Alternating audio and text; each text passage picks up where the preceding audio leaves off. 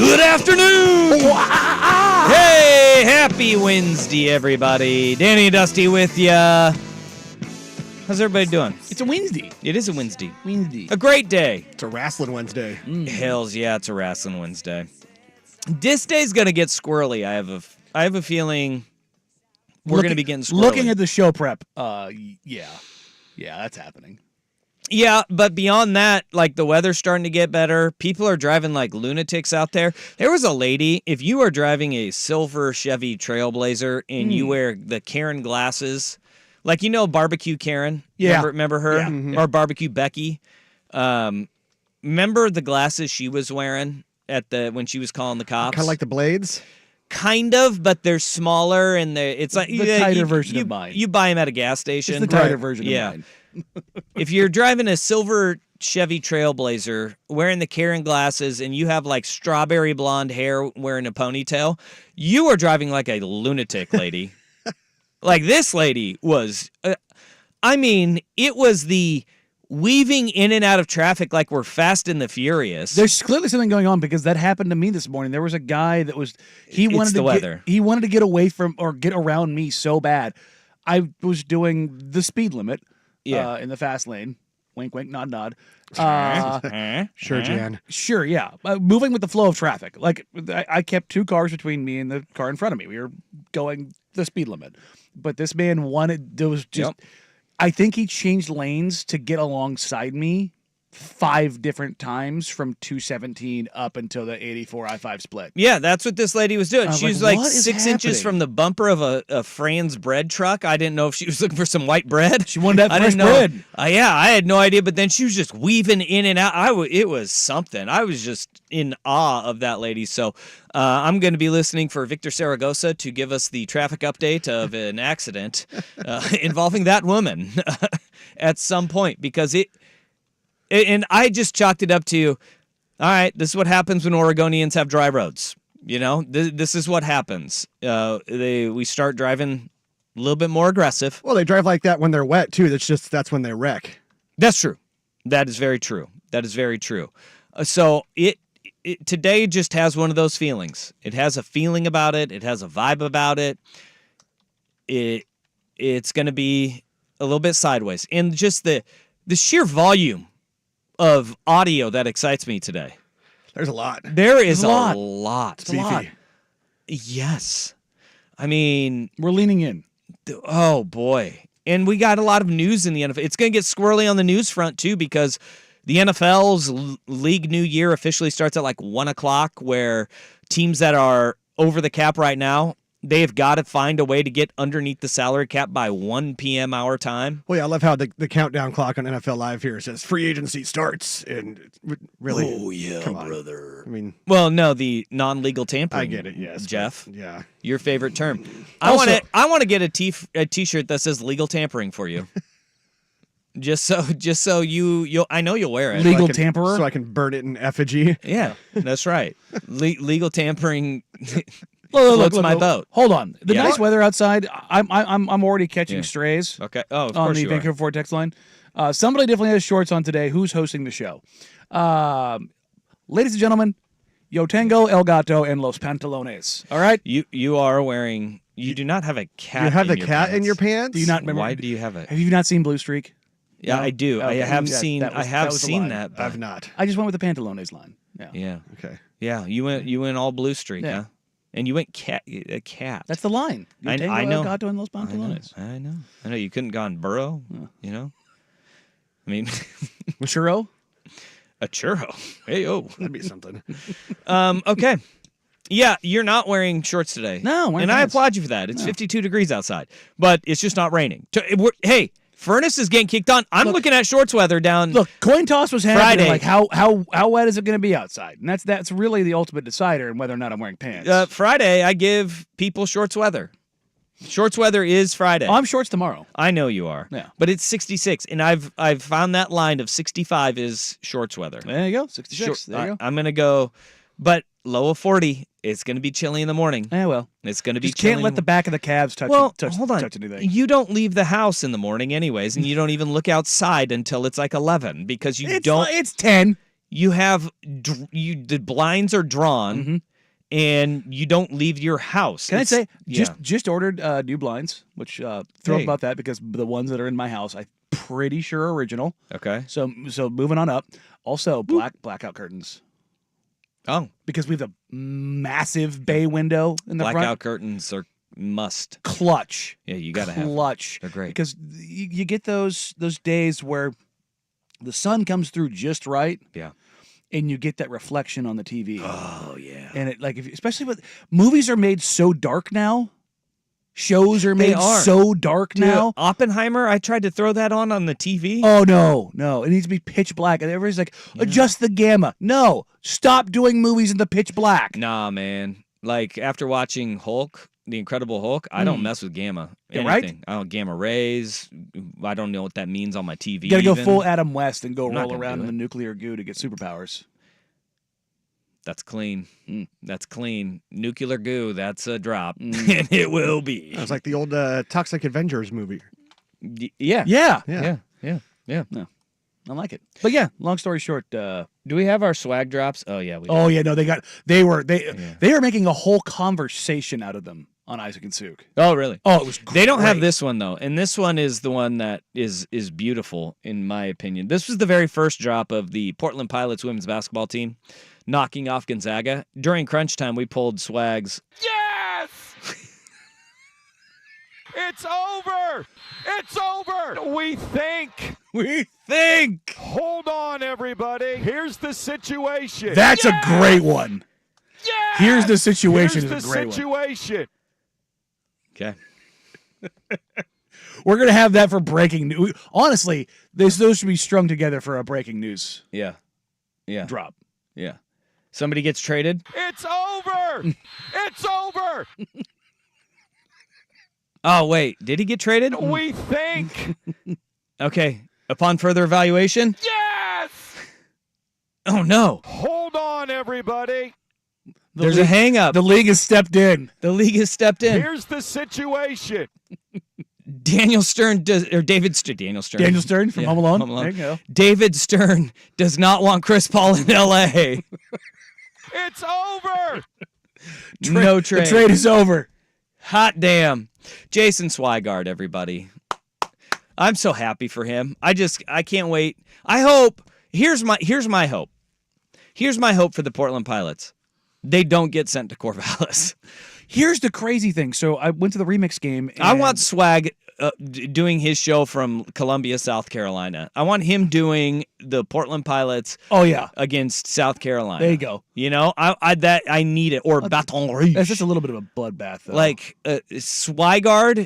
Swigard does the South would be. Oh, yeah. I'm here for it. let him get his Like mint julep. he going. he rolls in Plum Smugglers, and they're like the fourth tightest shorts in the building. Yeah. I need it. I need it. He's got the long shorts. Yeah, they're like, whoa, bud. Yee. Hey, You trim those up, you need to bring those shorts up a little bit, Swigard. So I was at Childs last night for the remix game, and a lot of people there work both the remix and Yeah. UP. And one of the ops guys was like, "Yeah, no, they're flying back right now."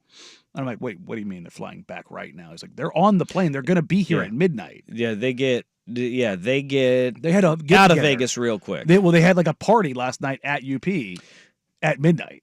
I wonder because I think Swag books his own travel for that.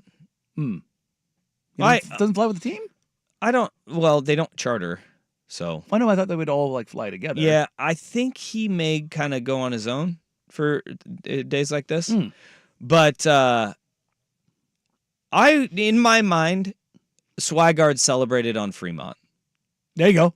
I mean, Strip. No, if he was on the Strip, it was at like the Excalibur. Like he was. Is he an old Vegas guy? No, I don't think so. Oh, But okay. in my mind, I could see it. Swigard was like holding court at the bar of the Claim Jumper on Fremont Street. Hitting the penny slots. And then going over to, I do that, so Yeah. I don't shame the penny slots. okay. The penny slots are great. You get some great games there. You Did hit you some big see how much bonuses. money those penny slots brought in last year? No, probably a lot. It was something like $6 billion. Didn't get it from me. I was like, that's a lot of pennies. I won. Yeah, you know you don't actually put pennies in though. Oh, I right? know, but- Okay. Like I just go there with my Ziploc and just. I kept trying. I kept having to move to a different machine. It broke. Oh, Like 12 of them. what are you doing to that machine, Jeff? Lord. Trying to put pennies in. What are you doing? The It's dollars. like it's got to fit here. All right. That's a drop. Yeah, it's got to fit here. Is you know what to do. We have no power over here to do Yeah. that. You have to have accountability, Yes. and you have got to be a man of integrity over there. All right. All right, I'm on it. Yeah. Yep. Okay. I am 100% with this. This text on the Vancouver Ford text line 503-864-6326. The NFL draft coverage on the station needs to be nothing but swag drops. You know. The pick is in. We think. Hold on, everybody. The Bears have drafted a left tackle. they went Fuaga at number 1. Caleb Williams is out. Oh man. Truly yeah. incredible stuff. It could be. We you and I were in the little studio next to us live as that happened, and we're like, "Hey, they won!" And then swag with the "we think," and it was just pure pandemonium. Shout out the Pilots though. Pilots with a massive upset, beating the number 1 seed Gonzaga. Yeah, we do. That's a big shout out there, especially after getting beat by 50. Yeah, they got throttled the game before. All right, so look, we're 13 minutes into the show. We've talked crazy drivers, Karens, blackout curtains, gamma rays, and televisions. That's kind of an idea of how this show's going to go today. Yep. We've talked Swigard, women's basketball. They're sports. Yeah, All right. We'll find a way. This is just the beginning, but it's not the end. All right. And so let's get squirrely. We're on the fan. We're on the Odyssey app, 99.5 HD2, youtube.com/1080am the fan, twitch.com/1080am the fan. Let's party on, Wayne. We got a sport, and free agency never dies in the NFL. But we have a bunch of moves that have happened since we last talked with y'alls, and some sneaky good moves across the NFL. But one team has me scratching my head next on the fan. Go not roll gonna around do in it. the nuclear goo to get superpowers.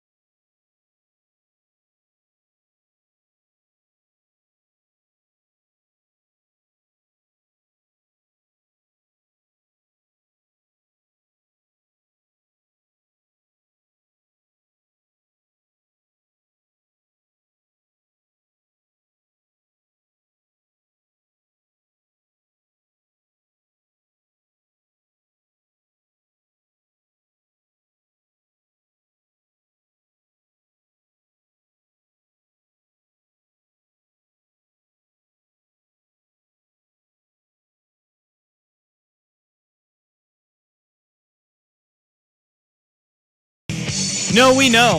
It is Danny and Dusty. Happy Wednesday, everybody. It's imposters. Yeah. All right, free agency, hot and heavy in the NFL. It's all the rage. It's what everybody's talking about. And we've got 41 minutes until the league new year in free agency officially begins, where they can sign. Remember, this has all been legal tampering until this point. But at 1 p.m., all teams need to be under the salary cap. And so there's going to be a flurry of moves that have gone on. We're seeing the bloodletting in places like Miami and the Chargers, where Mike Williams, wide receiver, has been outright released by the Chargers. They've restructured the deal of Khalil Mack, and they're inching their way towards being under the salary cap. The Mike Williams move, I think, frees up $20 million for them. And then the restructure from Khalil Mack will get them under the cap to a point where maybe they can sign someone else.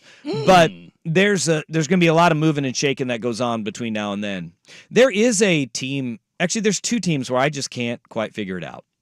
And one of them has a quarterback that apparently is going to be running for vice president. Which, I mean, is there an out in his contract for that, or do they owe additional compensation to the backers for that? You know, for a guy who always claims that, like, he's not going to go on McAfee anymore because he doesn't want to be a distraction, that would be quite the distraction, running for vice president of the United States. What do you think's harder, vice during president or quarterback? Season. Ooh, quarterback. Right? Quarterback. Yeah, I think quarterback. I think vice president is shaky, if the president dies. I mean, that's only happened You got all like times. You have like the fifth and sixth tier of platform issues that you have to accomplish when you are vice president. You know, you're never out there going and taking the big responsibilities. And look, he's not going to win, but what would that even look like during the season is my question. Like, does every locker room interview turn into a stump speech where he's just like... No, the best part about this would be the Secret Service protecting him. Well, here's why the Jets are confusing, because they're not getting anybody to protect him right now. Because they know. That might be the most protection that he gets. The fix is in. You can see Aaron Rodgers dropping back to pass, and a dude in a black suit just goes and lays out T.J. Watt because you can't touch him. He's a vice presidential candidate. The best part about this is Myles Garrett. He's like, I saw that video with your sweatpants. You got a weapon on you. Yeah. I'm going to just wham. No. You shot me. But the Jets are the most head-scratching team. I don't know really quite what the New York Football Jets are doing. Here are their moves so far.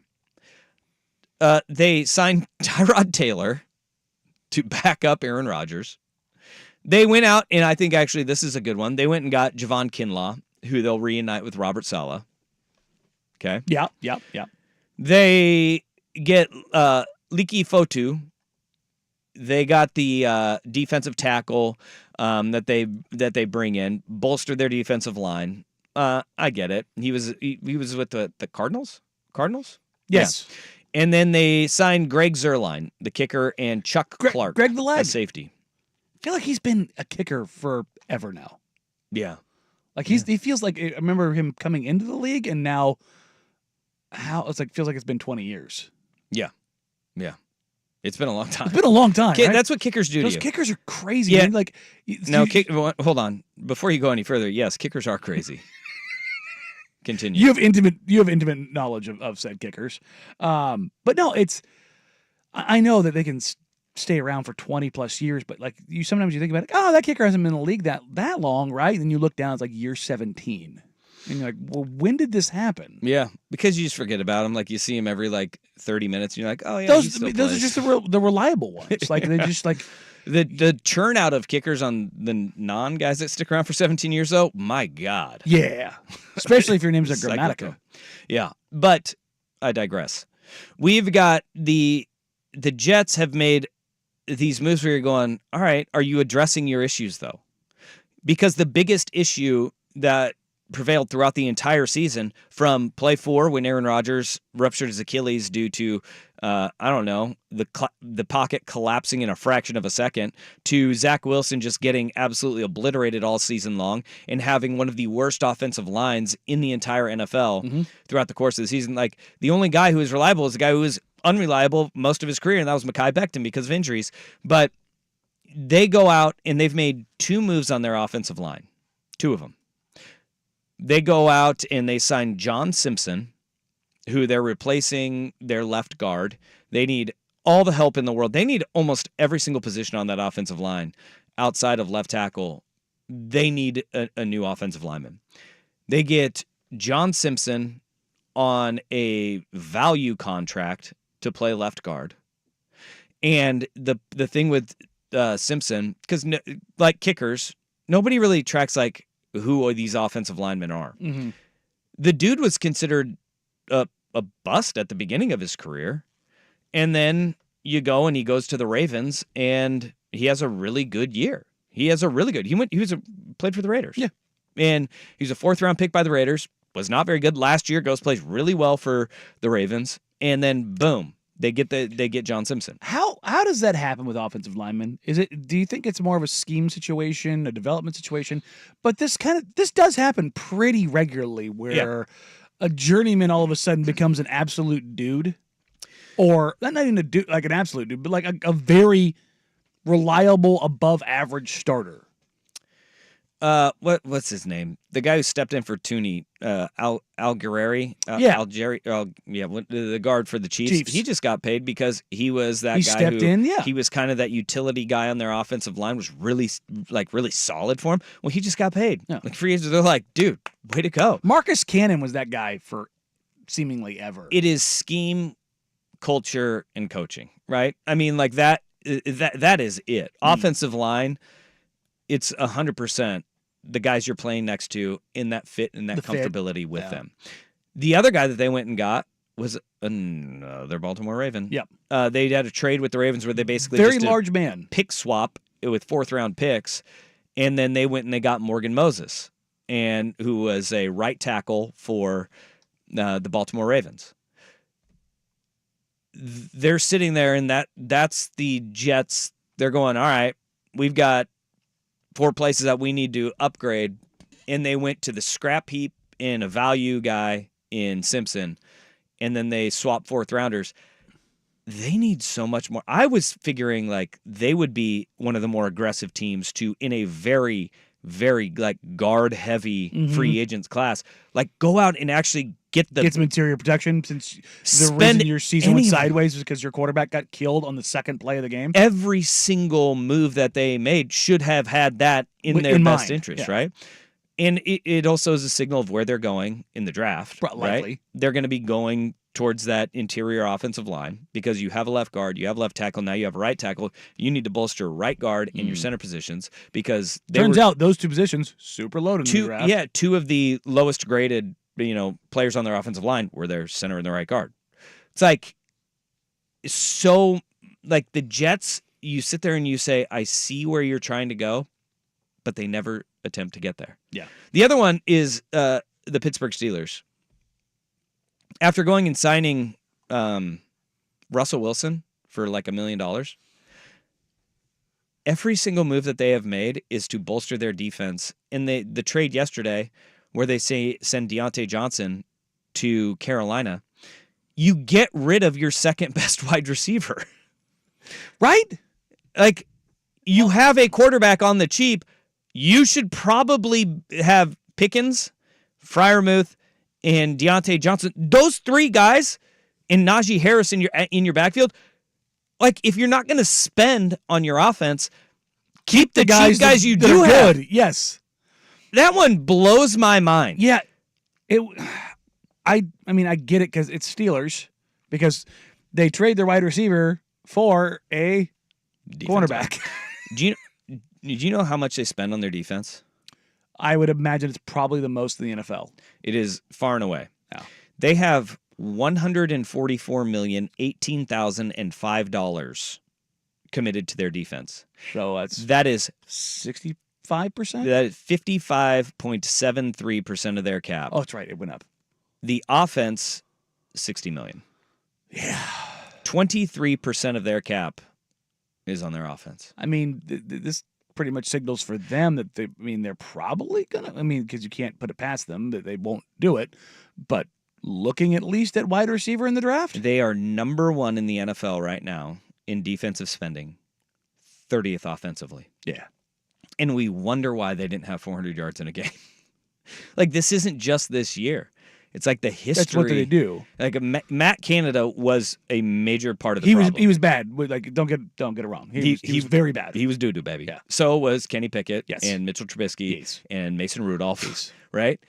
But Full Jurassic Park. That is one huge pile of bleep. yeah, but it's also you expect a performance to be in the top 10 in the NFL, yet you spend like it's the 30th best offense in the NFL, and guess what you got?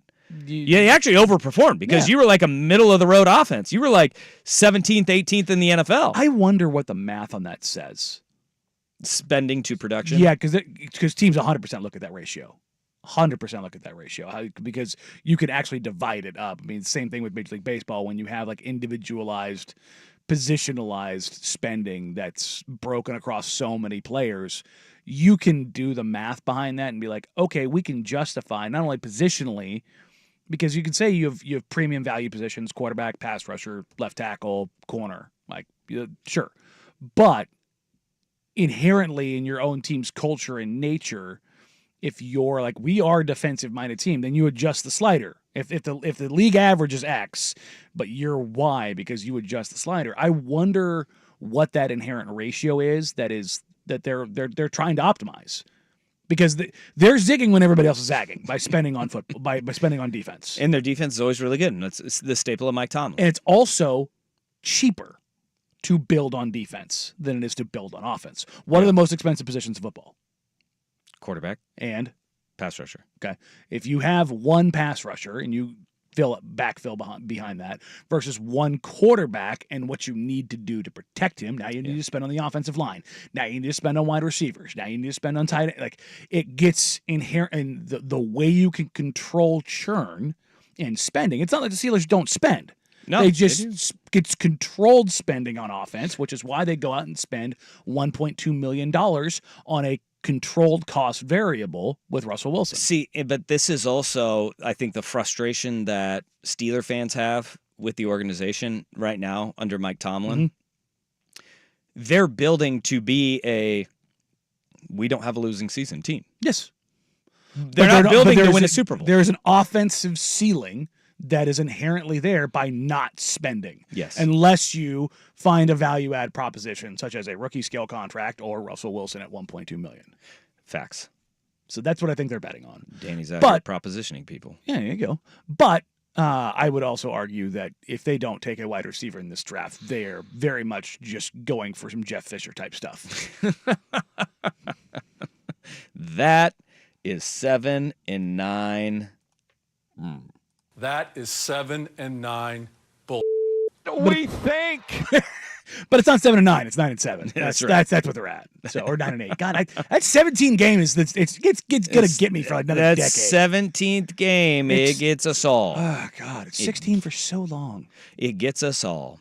All right, 503-864-6326. That's a Vancouver Ford text line. Your dollar goes further at Vancouver Ford. They treat you right before, during, and after the sale. Visit them online at vancouverford.com. The man who turned down $30 million a year and what it means after Rust with SportsCenter.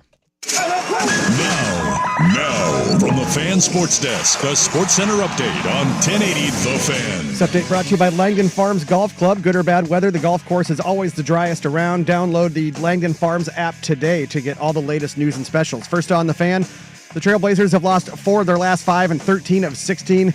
They continue their 6-game homestand tonight with the Atlanta Hawks. Malcolm Brogdon, Shaden Sharp, Jabari Walker are out. Jeremy Grant, Abu Baji, Ryan Rupert, and Ashton Higgins are questionable. 7 o'clock tip on Root Sports. The Blazers are 3.5-point dogs.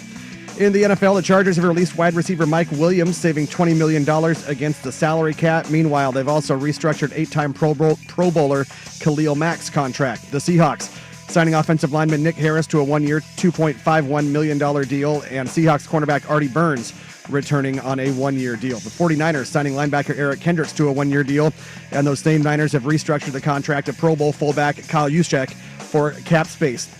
Safety Jordan Whitehead heading back to the Buccaneers on a 2-year, $9 million deal, and the Eagles signing kicker Jake Elliott to a 4-year, $24 million contract, tying him with Justin Tucker as the highest-paid kicker in league history. Oregon State men's basketball coach Wayne Tinkle will reportedly return for the 2024-25 season. Tinkle's got 3 years and $8.7 million left on his deal after this season. And the final Pac-12 men's basketball tournament has begun. USC and Washington underway. 7:40 left in the first half. The Huskies leading the Trojans 25-22. Oregon State and UCLA will follow at 2:30. Play resumes in the evening with Stanford and Cal at 6, and Arizona State and Utah is your nightcap. More sports scores and stories in 30 minutes. I'm Jeff Rust at the Fan Sports Desk. Listen live or on demand on the Odyssey app, the Fan's desktop player, or tell your smart speaker to play 1080 The Fan. The Fan is live on YouTube and Twitch. And now, Window Nation brings you on-demand videos. Watch Window Nation's window into 1080 The Fan.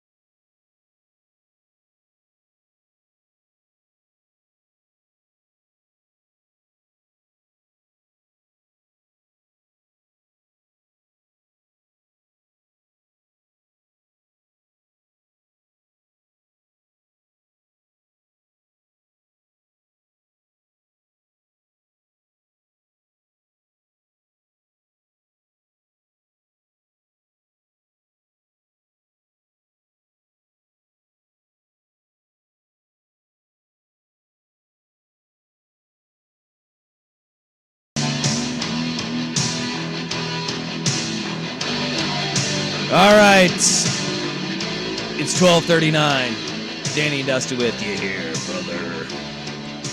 The Road Warriors. I love them. Like football pads with spikes in them. That guy, that hooked me as a kid. Hawk and Animal. And then James Laurinaitis. Like the fact that his dad was Hawk. I think his dad was. Yeah. I think his dad was Hawk. Well, we got a 50-50 shot. Yeah. But I don't want to get that wrong. I don't want to get that wrong. But that made me a little bit. That's the only time I've really loved Ohio State. Well, I loved Eddie George. I did love Eddie George. He was great. But Road Warriors, Kings in my book, forever Kings. I love you guys. Justin Jefferson reportedly, according to Adam Schefter, turned down a deal to an extension with the Minnesota Vikings before the 2023 season. That would have paid him annually $30 million on average to stay with the Minnesota Vikings. Say what? Yeah. This is coming out kind of on the heels of the hubbub that was yesterday, where we found out Jamar Chase was like, you guys are never going to believe this story when it's told. And then everybody's like, oh my God, this has to do with Justin Jefferson, doesn't it? Because T. Higgins wants to trade out of Cincinnati. Mm-hmm. The fact that Justin Jefferson is staring down the barrel of Sam Darnold, BB gunning him passes all season long. Ain't nobody want that. No, nobody really wants it. Even though I'm gonna say if Justin Jefferson is there, all bets are off if he's gone. But if Justin Jefferson is on that team this year, the drop off is not gonna be as dramatic. I want to see it happen, just so we have an actual apples to apples. It's a science project right? that we have here. We have a control. Yeah. Sam Darnold is the control here. That's right. And I want to see what that looks like. Because everybody always talks about, what about if a team has weapons? Any quarterback can be successful if they have all those weapons. Good offensive line, offensive-minded coach, weapons all over the field. He'll have Aaron Jones as his running back, T.J. Hawkinson as his tight end, Justin Jefferson as his wide receiver 1. Wide receiver 2 is Jordan Addison. They are, offensively, everybody except for Sam Darnold is really good. And that's the thing is what does this actually look like? Is it no, literally a replacement level quarterback will look great when they have weapons, or they're just not good. But I think it also will emphasize the fact that the importance of having an elite quarterback, because we always knew what the ceiling with the Minnesota Vikings were with Kirk Cousins as your quarterback, which was they were happy to have Kirk Cousins because of what they had before. Just as Atlanta is thrilled to have Kirk Cousins because of what they had before. Kirk Cousins is a master of where he goes in the places he's at. He's the opposite of Scoot Henderson. Instead of coming in and replacing a legend, as long as you fall on the heels of somebody crappy, make sure they treat you like Caesar. Nominal upgrades, right? Let's go. You don't want to follow a legend. Yeah, and he's always surrounded by talent, which, look, it's brilliant business of Kirk Cousins. Everybody's like, how does he keep getting the bag? Well, he's always around really good players, and that I give him a ton of credit for that. And I don't think Kirk Cousins is trash. I don't think he is a bad quarterback by any stretch of the imagination. He's just not worth that money. No, it hinders your ability to be a championship caliber team because he is not an elite quarterback. And I think that is one of the very interesting parts of the Sam Darnold experiment in Minnesota. The Sam Darnold experiment sounds like my cover band. Yeah, it does. They're not a good band. Yeah, no. They're not a good band. No, but we'll have a good time. Yeah, you'll have a good time. Yeah, if you drink enough, it'll be fun. But if Justin Jefferson wants out and he's disgruntled, all bets are off, man. All bets are off because that crater very quickly. He is truly elite, and he's not the kind of all wide receivers are crazy. Yeah, they're all NFL wide receivers are crazy, but there's a sliding scale of crazy. Sure, Stephon Diggs is a complete pain in the butt. Full wackadoodle. Jamar Chase, not no. Wants the ball, but not crazy. Justin Jefferson, I feel like, splits the difference between the two. He does. He can go a little cuckoo, but for the most part, pretty solid. You're not.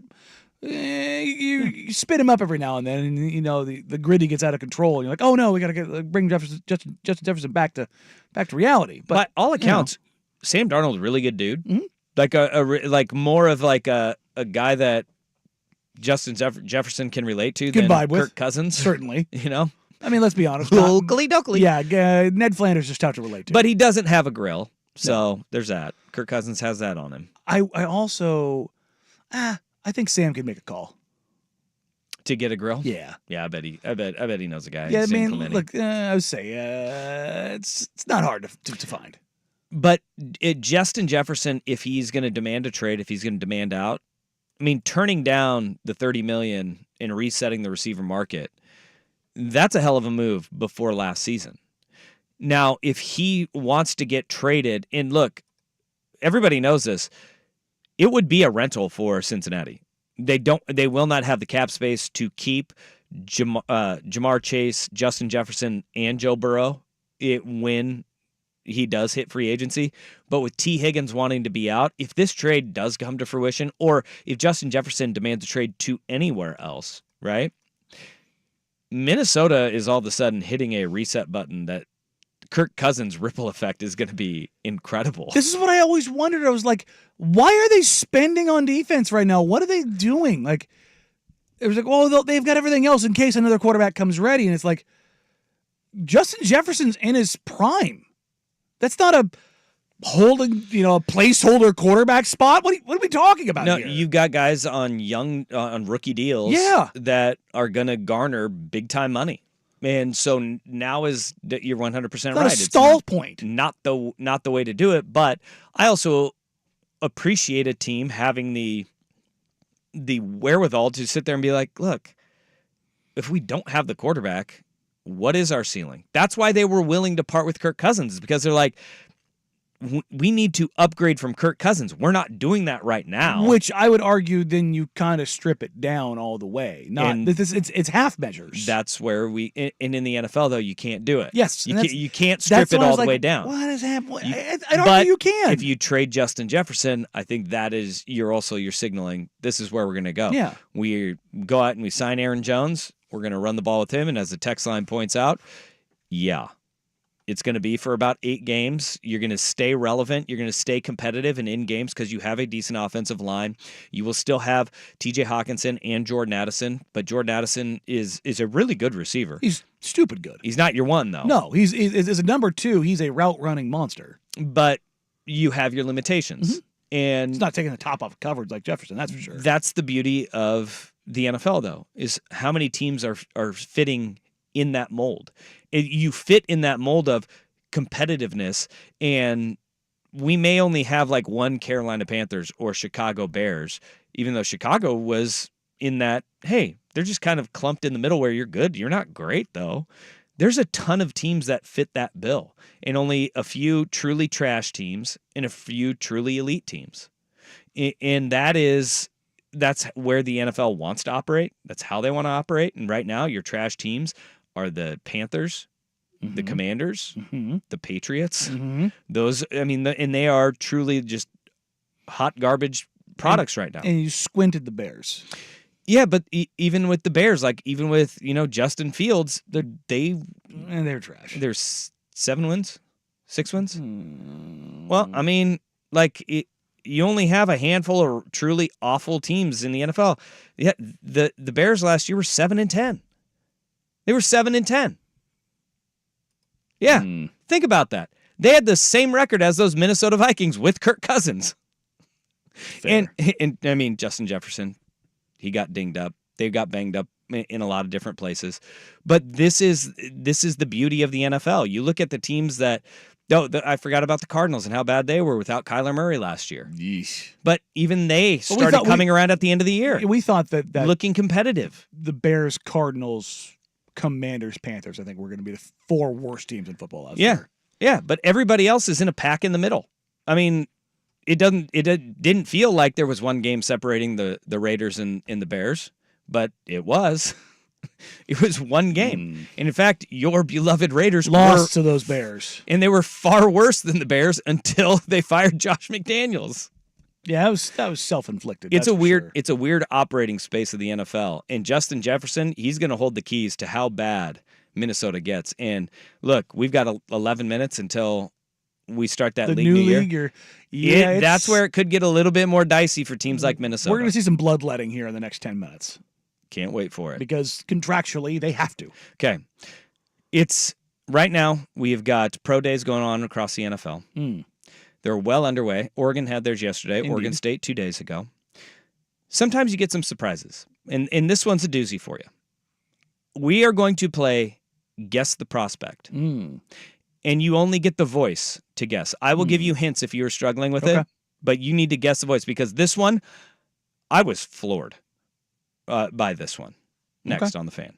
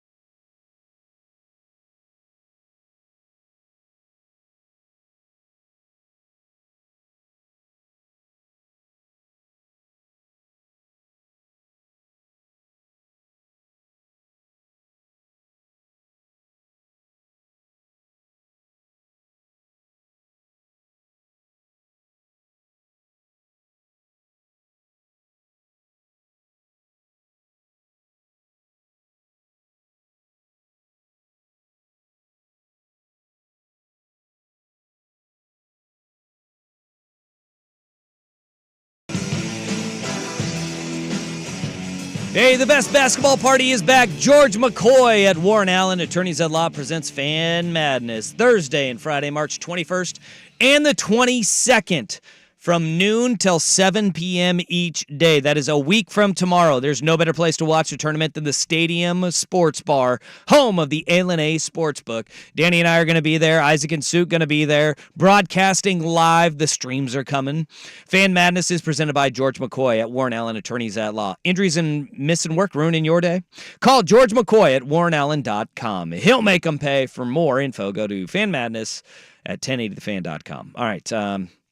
It's fun with audio here, Danny. I will play this piece of audio, and I want you to attempt to guess the prospect, okay? It will not take you very long to figure out which conference he is from, okay? SEC. Yeah. I was floored. I did not think anybody talked like this. I will say he does sound like somebody from Big 12 country, though. Well, Yeah, I guess he they could. are, but moving to the SEC. He could. You're correct on this. All right. Guess the prospect. That'll be great, man. I'll be right down the road. It'll be a little easier for my family to come watch me play, so that'll be great. That's just them telling me that they want me on their team, man. A lot of coaches came and hollered at me before and after this process here, man. A lot of them, man, they say they got a buzz in their facility for me, man, and I'm just ready to see where I'm going to land. I got buzz in their facility, man. Number one, Jeff Yeah. Russ, you're right. Yeah. That's more Big 12 than SEC. Kind of sounds like it. There's a hollering in Okay. there. All right. That's some Texas right there. You got hollering in them. Yeah. Yeah. No, It is not. It is not a Texas accent. I can tell you that much with 100% certainty. That is not a He Texas just accent. sounds like Boomhauer. There's a bam ass boom. Yeah, no, bam, it's a bam, Texarkana. bam, It's bam. an Arkansas kind of Yeah. feel there. It's Yeah. Eastern Texas. This is a high level prospect. I'm gonna go Dallas Turner. Oh, good guess. Alabama edge rusher. Yeah. No. That and here was the doozy. When I heard him, I had to do a double take. That is a wide receiver. Is that's that's a Ladd hint. McConkey? No. Oh man, I was No. hoping that was Ladd. No, That he would is. have been something. if I was McConkey hoping that was Ladd. sounded like That would have been I great. was so hoping that was McConkey. Yeah. God. Yeah. Oh. You are getting closer. SEC receiver. First round wide receiver. Yes. At the Please- combine. Please tell me that's Malik. No, it's not Malik Neighbors. No. 6'3", 227 pounds. Is that no? It's Xavier Legette from South Carolina. No. Yeah. He is from a town called Mullins, South Carolina. And it's He's like, dirt road. Yeah, it's- that's dirt road. Okay, It is yeah. in the middle of nowhere. That's it's like that's in straight between, out the mud. It's in between Myrtle Beach and I don't know, the North Carolina border. And it is that drawl and they buzz in their facility, man.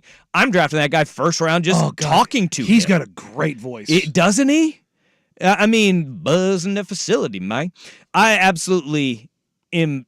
I'm over the moon with Mullins, Xavier. South Carolina. Yeah, Xavier Legette, 6'3", 227 pounds, and my favorite part of this is his hometown is about like 10 miles northwest of a town called Ketchup Town. Oh God, you know what the first thing that pops up when you Ketchup Town. when you Google Ketchup it Town, South Carolina. on the map? Ketchup Town right north of the Wiener. The first thing that shows up on the map. The first thing. Yeah. Piggly Wiggly. The Piggly Wiggly. Yeah. The Piggly Wiggly That's the shows up biggest first. thing. Yeah, he is from rural South Carolina. And that was Population 3,935. Yeah. The Atlanta Falcons, the Carolina Panthers, both loving them. Some Xavier Legette. Oh my goodness. His voice is all time. All time. I'm going to give it to you again here. That'll be great, man. I'll be right down the road. It'll be a little easier for my family to come watch me play, so that'll be great. That's just them telling me that they want me on their team, man. A lot of coaches came and hollered at me before and after this process here, man. A lot of them, man, they say they got a buzz in their facility for me, man, and I'm just ready to see where I'm going to land. God, that's a great accent. I'm an Xavier Legette super fan right now. Oh God, that's a great. In this looking at the moment. map, it is in the middle of nowhere. It is halfway between Wilmington and Columbia. Yeah. What I need now. Goodness. I do not need the Panthers or the Falcons to draft him. I need him to be a Seattle Seahawk and take him as far away possible. humanly from that And- place. Yeah. And just like, because he is from South Carolina, went to South Carolina. Like that man. Yeah, and 'cause he doesn't even have a dip in. He Yeah, doesn't have a dip in. that's the thing. Is like he's. Like, yeah, that guy probably throws a lipper in, That's and why- it gets even better. That's why I went Dallas Turner, because I was thinking, Yeah. that sounds like a guy who's definitely throwing a lipper in. Yeah. I'm Like, here just for little- it, man. Yeah, I'm here you know. for everything about Xavier Legette. $20. He loves being barefoot and fishing. I would have You know what? He sounds like Randy. He sounds like Randy Moss. Deeper voiced Randy Moss, which Yeah. makes all the sense in the world. Yeah, he does. He does. West Virginia, South Carolina, that same backcountry. Yeah. I need Yeah. Xavier Legette God, it's a great voice. forever. I always wanted a great. Everybody just talks about you always have an accent where you're from. No, you don't. There's No. our accent in the West. Well, I should say, L.A. You have a bit more of it. That's probably the most exaggerated West Coast accent. But otherwise, we don't really have accents out here. No, it's Hollywood. Hollywood did it for us, man. Yeah. We changed it. It's- The it's- movies and TV. It's unfortunate. But we All don't. We don't. We, like Texas has got good ones. It's obviously, the Southeast has They're good great. ones. Florida man is a full-on tweaker accent. No. I'm always partial to our upper Midwest. Oh, the old don't you know? I'd rather have that. yeah. The Boston and New York hey. are probably the two that I like the least. Oh, really? And not a fan of either. Baltimore is Baltimore? Whoa, Baltimore? Yeah, you know you don't. I'm not in on that. You're losing like half the letters in our I'm language. not in on that. I Delano. just always loved it though when Scott Van Pelt would just make Tim Kirchin absolutely lose it Yeah, with the Baltimore pronunciations. Have you ever seen the clip Just of? kill him. it's a great bit. It is. That's one of the things I look forward to during baseball season. Like I swear there has to be at least one point where Kirchin peed himself. I'm sure of it. There's 100%. Oh yeah, there's a TikTok video, social media video of a guy in Baltimore saying Aaron earned an iron earn, Oh boy. and it's earn and earn. And he stops and looks at his buddy. He's like, earn and earn.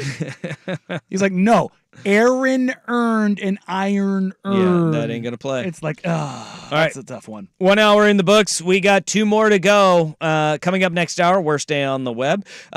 We also have, what are you most interested to see in the final push of the Blazers season?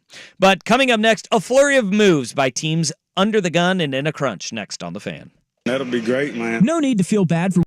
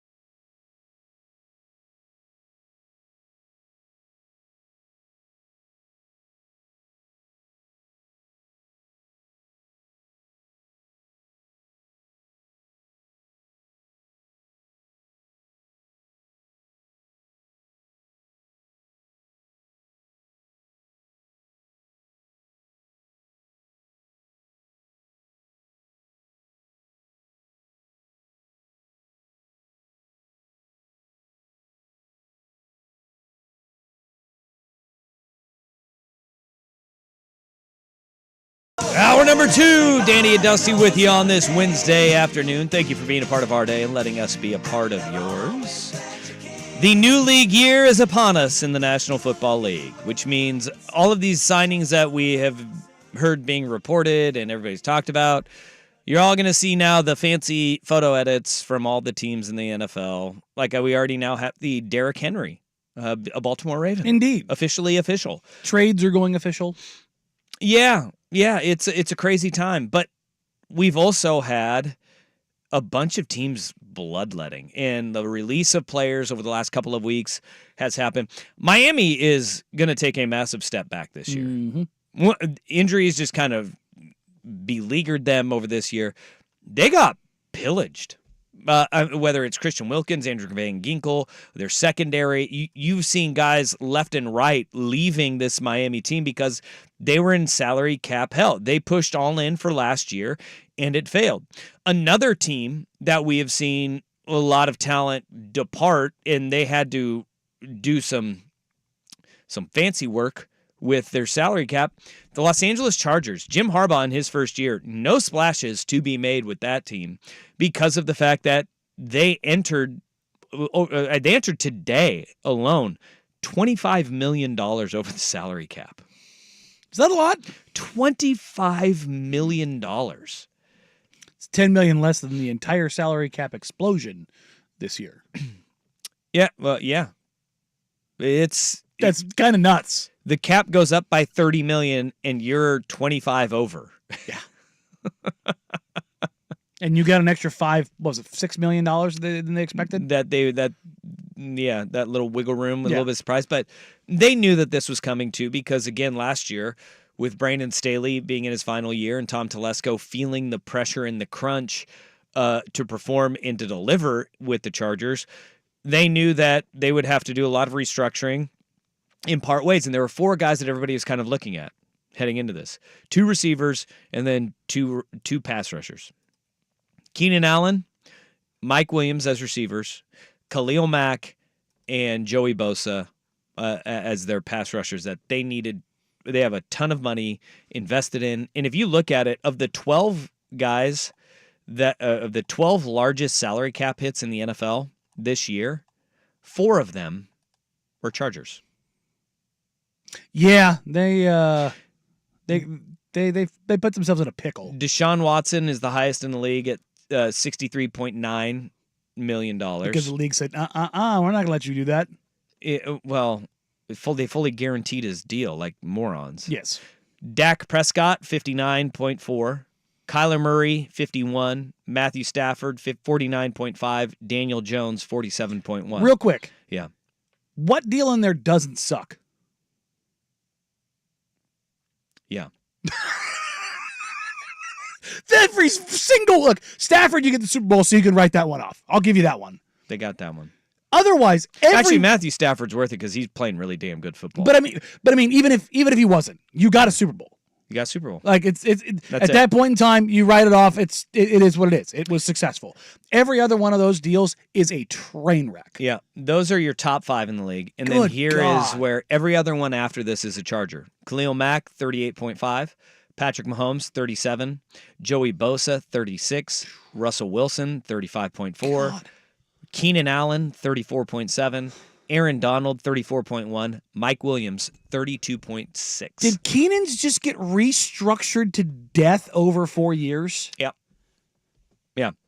And so what the Chargers ended up doing, they have released Mike Williams, and that cap hit goes from $32 million down to 12. They'll have a dead cap hit of $12 million with Mike Williams. Apparently, all the reporting surrounding this is that they were close to coming to an agreement to restructure his deal. But with the way that restructuring works is every time you hear the word restructure, think of that as kick the can down the road.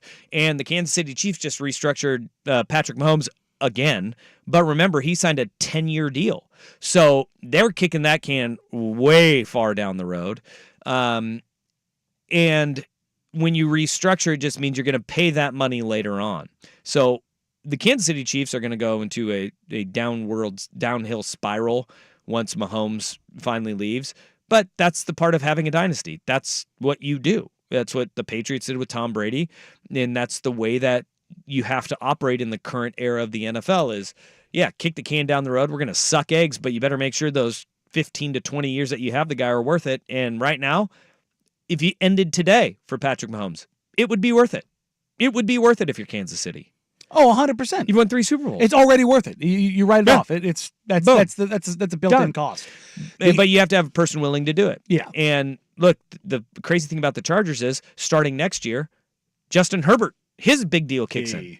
So they release Mike Williams. They weren't able to find a restructure that, one, they could pay him enough money now, and then 2, not absolutely cripple the team down the road. So they had to just release him outright. And basically do a new contract. The interesting thing about And Keenan Allen, they may re-sign. Yes. He may re-sign there. Keenan Allen's base salary has been $5 million, 13, 16.5, and then 1.16 the last 4 years.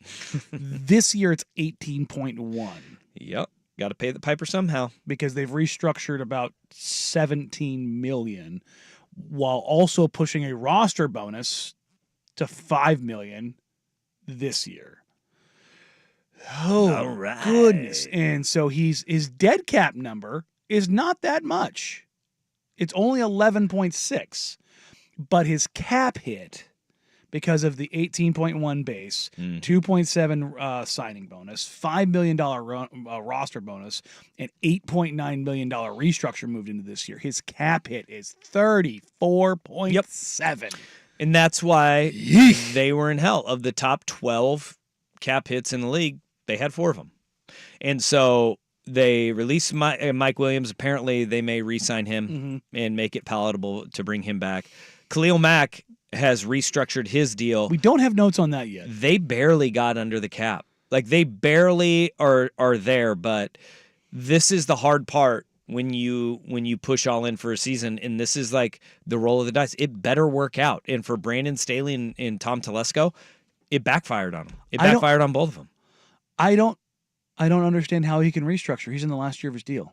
Then you have to get an extension. That's what's coming. It's an extension Yeah. with the restructure. But For a 33-year-old. Oof. yeah, That's tough. Because, again, his restructure already, he has a restructure every year but his rookie year. yeah. But again, he never lost any money. Don't feel bad for Khalil Mack. No, definitely Never not. lost any dough. But this is where the Chargers, they found a way to keep a lot of their key pieces. Dolphins, not so lucky, man. The Dolphins are not so lucky because they're paying a ton of guys a boatload of cash, and you can only make moves on the edges. And this is where this year for Horitz and Harbaugh, they have got to knock it out of the park in the draft. They have got to be. Otherwise, they're stuck without any wiggle room. And that's like where Brett Veach has been masterful. Mhm. He has been, for the Kansas City Chiefs, their general manager, their ability to draft talent that makes immediate impacts is better than anybody else, because what they're doing, they're getting these guys in the back half of the first round. They're getting them in that 25 to 32 range. Now, sometimes they get really lucky and a team wants to trade for, I don't know, Tyreek Hill, and you get to move up in that first round. But that's part of the things that you have to build up this goodwill as a general manager in order to trade away one of the best players and say, we're going to cut bait with a guy who is in his prime and is got a lot of good football ahead of us, but we can't afford him, so we have to let him go now and have that knowledge within us. We are going to draft correctly, and we will not be in a situation where we screw this thing up. It's what New England did with guys like Chandler Jones. They packed him up and sent him off. Deion Branch said just let walk in free agency. They would trade guys to Cleveland or the Cardinals, get their crappy draft picks, and say, hey, well, you got like an all-pro pass rusher there. Have fun with him. And that's how you're able to rebuild. You're going to start seeing that with the Chargers too. When you have the pillars of your franchise locked up long term and you're not making regretful decisions, then you can do that, which the Chiefs can do. It'll be interesting when Travis Kelce is no longer one of those pillars that is performing at a production level that is not commensurate to his pay. That's the thing. Tight ends are underpaid. Yep. If he's Justin Jefferson or if he's Jamar Chase, which I would argue is as valuable as to those franchises or to the Chiefs, Yeah. yet he's making half of what they do. So that's how many players does that allow you to go get? Yeah. How many additional guys can you now go get? And that's a wild thing about like the salary cap bump and what we saw. Like running backs are finally getting their worth, right? Yeah. It's no, they're not getting their worth. They're No.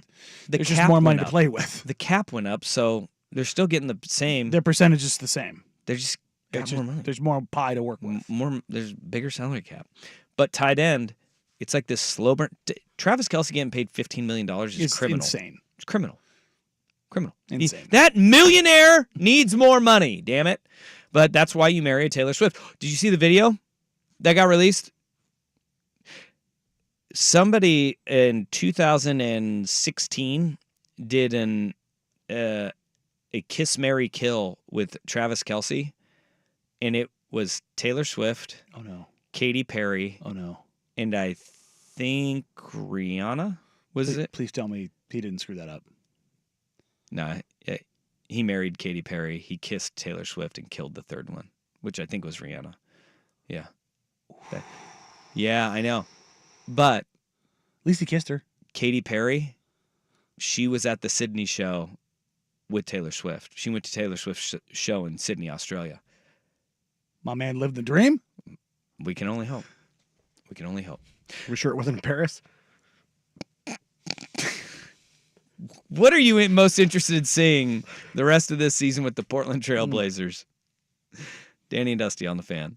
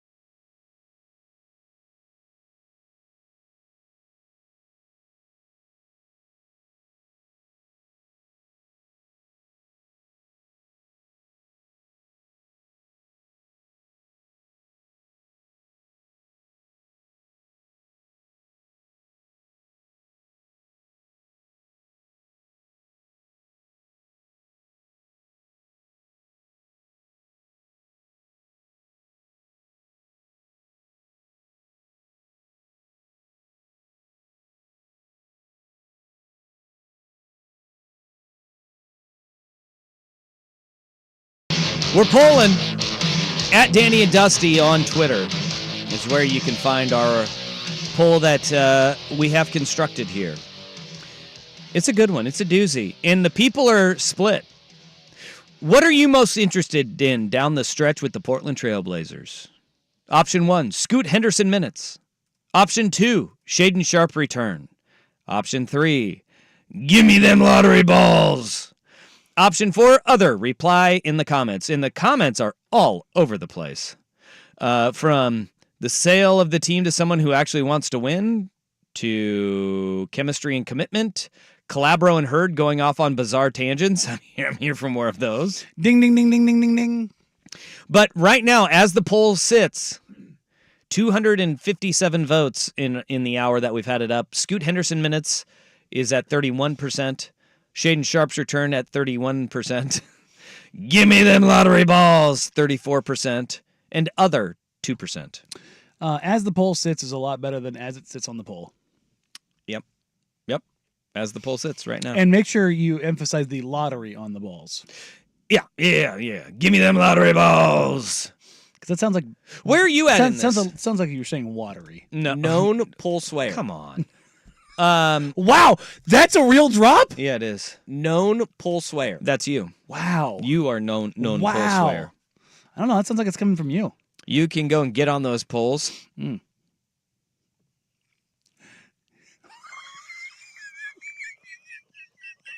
Are we done? We think The Duke of Wienerville. it's over. This extended package that I have. It's over. The fleshy weight. Okay. Who's a good boy? I am. Like I love all of those drops. Those are great. Thank you. Context is everything. Yes, That's what we're learning today. indeed. Again, lottery balls, not watery I balls. can't take you guys anywhere. Just all right. Let's get to this. Where are you on this poll? Somewhere between Scoot and Shaedon. All right, so Scoot Henderson minutes. That's where I voted. I just want more Scoot. He just needs more bow. And Shaedon Sharpe's return is something that I'm looking forward to, but it's going to be such a short spurt that I think next year is where I'm really looking forward to more Shaedon Sharpe. Yeah, I just kind of seeing Shaedon's frustrated. He does not like sitting. And so seeing him being sad panda every day in the locker room, pregame, postgame, you can tell like he wants to get out there. So just kind of seeing that, I think I lean towards that maybe a little bit more emotionally. Do we think that he is at a point where he could play relatively like soon and the team is like, we've been through this not once, not twice, Not three or even four times. You know, they've been through this so much. They're like, there is They have an literally no understanding. point. Yeah, no, they have an understanding of where it's at. But is he close? Though, like, He's not if close. it was like He's you can doing get on- through go time. He's doing on-court work. Okay. Like that is confirmed. He is doing on-court work. Now, just how much I don't know. But we got the official not update, the official word that he is doing on-court work. And I've talked to the guys, and he's ramping things up. He's not allowed to do anything that like bursty yet, as I understand Okay. it. But he's able to kind of get up and down. So, Okay. and I know he's working up a sweat in his workouts, so he's starting to do a little bit more, even if it's kind of slow jogging until you get going. You just got to kind of work your way through. But the thing that I want to see is just the poor guy. The games that he did play this year, he basically played with nobody. Everybody was out. No Scoot, no Ant, no DA. Like it was brutal. And so I'd like to see him, number one, show that he's healthy. So mentally he goes into the summer with like a clear head, clear mind. Okay, here's what we got to go work on. And just kind of take that next step. Scoot, it's just games and minutes. Like those are going to happen for him anyways. You know what I mean? I have full confidence that that's just going to be there. Like for we him. sit there, but we say that and you say, yeah, games and minutes are going to be there for him, but it has been such a sporadic start and stop for him that every time that you start seeing him get into a rhythm, whether it's an injury or all-star break, something just goes and just throws a wrench in the middle of it. And it's been a herky-jerky rookie season for him. And I think that also the injuries that are around him, he's been put in that Shaden Sharp spot a lot where it's almost like at times it felt like the Blazers were doing him a favor by being like, yeah, man, like, let's not rush anything back until you have support around you, because it can be a confidence wrecker for him. Oh, yeah, for sure. I mean, you take a look at it. He played his first 5 games in the NBA, and they were all bad. They were all, but to be honest, they were really bad. Then he misses, 10? Yeah, 10 games. Then he comes back, and it's a little bit better, but it's rough. And it's not until a little bit later, about a month and a half, 45 days later, that it starts to kind of come together for him totally. And then as he's starting to get a little bit better, he gets a little dinged up again. And it's just not quite right. And then, again, like the start and stop. He did play, what was it, about 20 straight games? 30 games without an interruption. But then you got the start stop situation. So in those 30 games, that was at the beginning of the year, correct? Well, he played 5, and then he missed 10, and then he played 30. Well, yeah, So, I would say the first 15 games are beginning of the year. Sure, yeah. But that was also where we said that 30-game stretch includes that road trip. That road trip where it was a confidence wrecker for him, and he looked like a different player. We have seen that start and stop though. And that's where it was like pulling the reins back and being like, look, you need DA on the floor. You need Jeremy on the floor. We can't just roll you out there like we did during that 30-game run where there's nobody else around him, because that developmental project that is still there, folks, but has been coming along, it took a step back, and that was the only time that we saw that 2-week road trip was a step back for not just Scoop, but everybody on this team. Yes, in that moment, and I think it ended up being kind of a galvanizing moment for the team this year. Yeah. As far as establishing a bit more of an identity in who they are. What do you see being the most beneficial to the franchise though of these options? Because I think that what's leading the poll is give me them lottery balls. I think that's probably going to be the most beneficial in the long term, because as you said, Scoot's minutes are going to happen. Shea's going to find a way to return. Yeah. But you've said this. And I believe this wholeheartedly. The thing about Shaden Sharp coming back is blowing out the rust that goes with that abdominal muscle. Like, you have got to push through that the scar tissue and get to a point where you're comfortable playing again. And I think that's a valuable thing.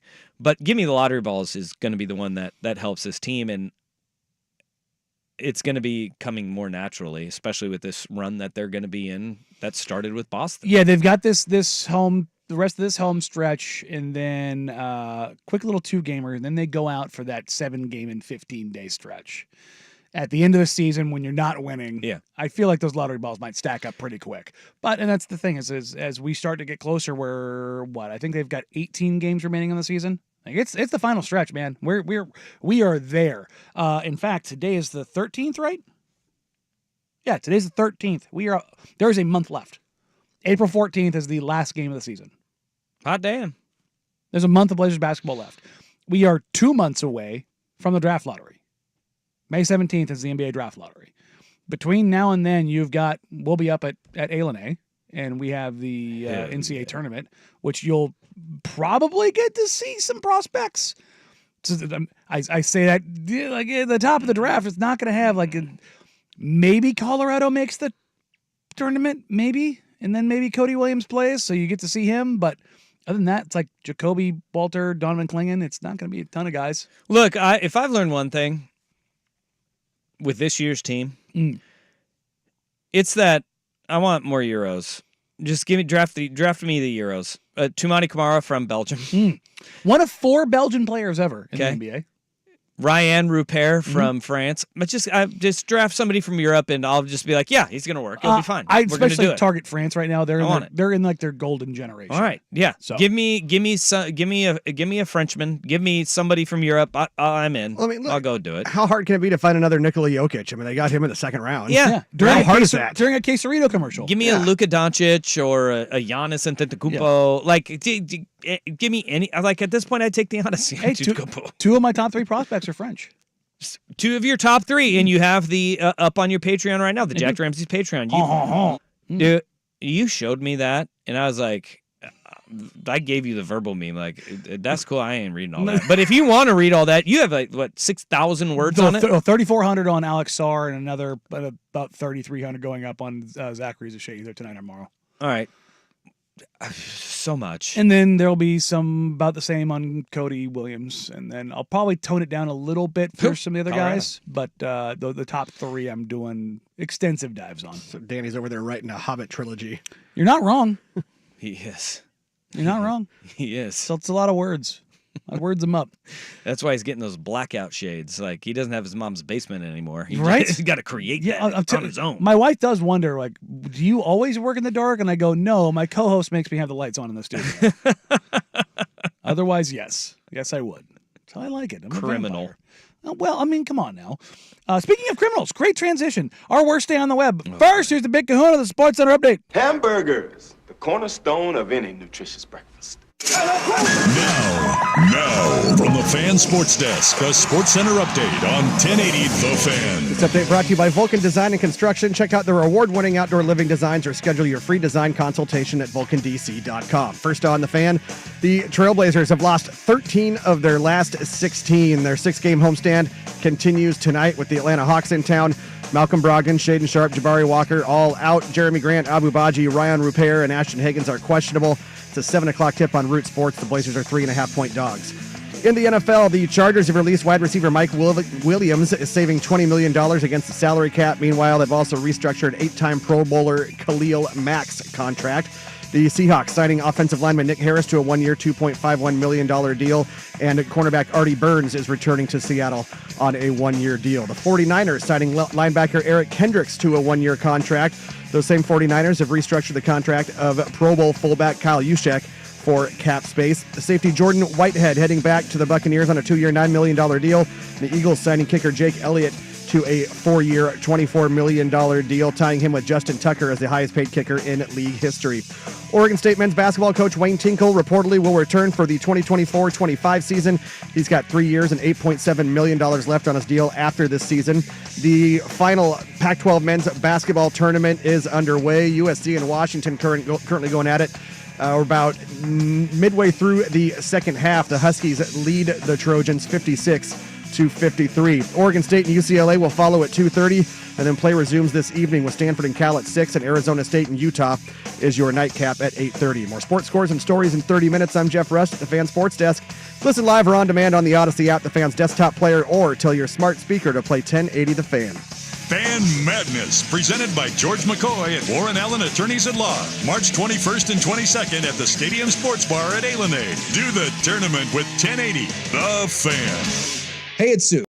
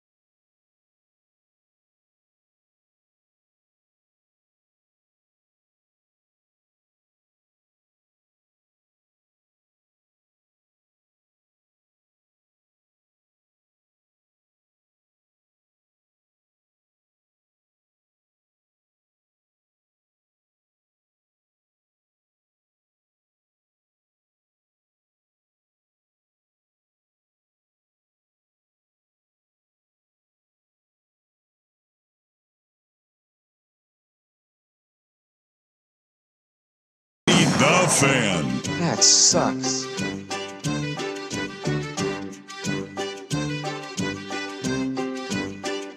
Stop me if you heard this one before. Two Georgia men were indicted on charges of setting off a bomb in a woman's home and plotting to release a python to eat her daughter. I did not stop you. I have not. That is a new one. Okay. That's the 30,000-foot view. When you dive into this cavalcade of stupidity, holy crap. Okay. How close to the Florida border are we here? Because these two Georgia men. I mean, Georgia is Florida adjacent. I know. That's why I'm asking. Like, how are we Florida-Georgia line in this thing? What are we doing here? Because the closer you get to that border, the more Florida you are.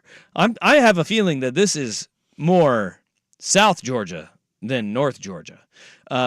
These two men. We are eastern coastal Georgia. Like north? Just south of Hilton Head. So right. That does nothing for me. Hilton Head, South Carolina. So north. Okay.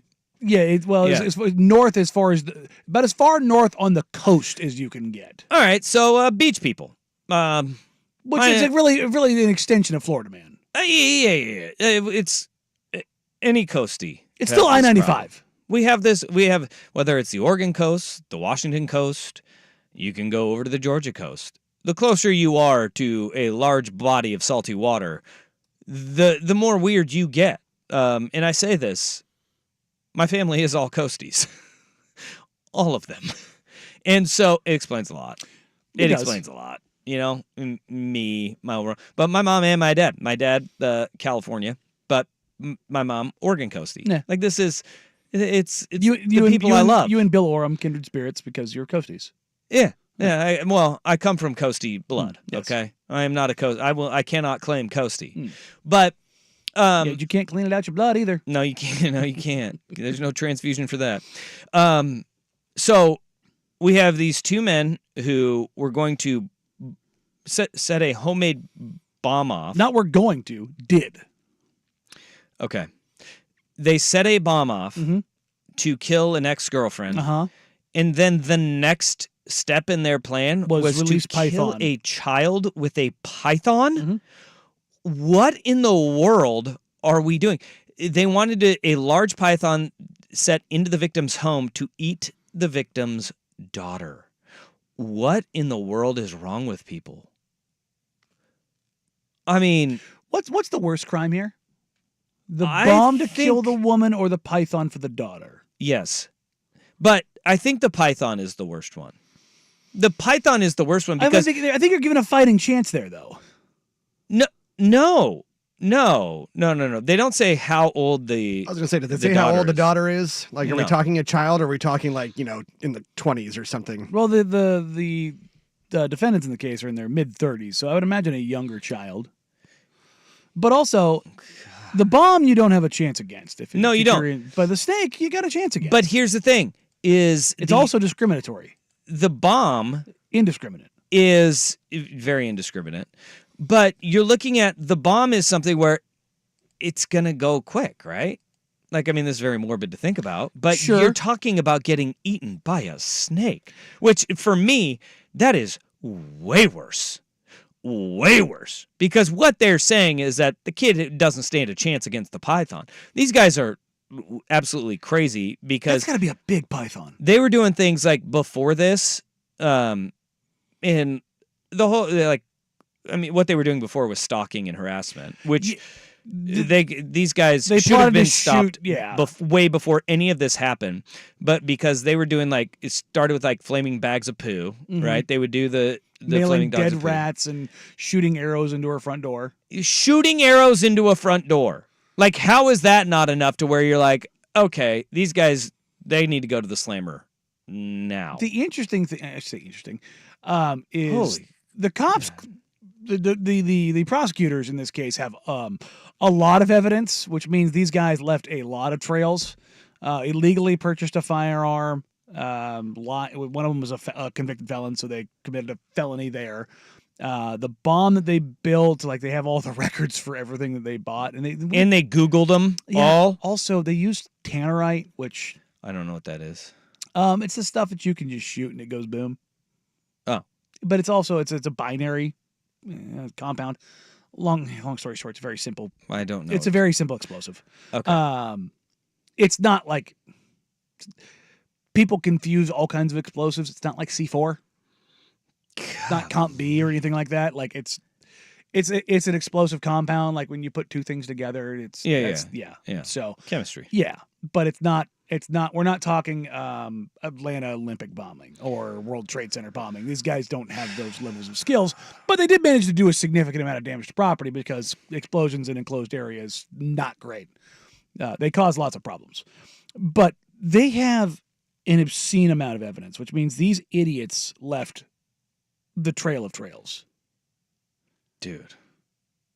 Right? It's just Okay, so the Trail of Trails, meaning they went out, digital they bought all this footprints stuff were online, and have They're- I would imagine that phone conversations, text messages, emails. See, because the reporting on like what they what's the legal word that I'm looking for, purportedly are accused of is very detailed.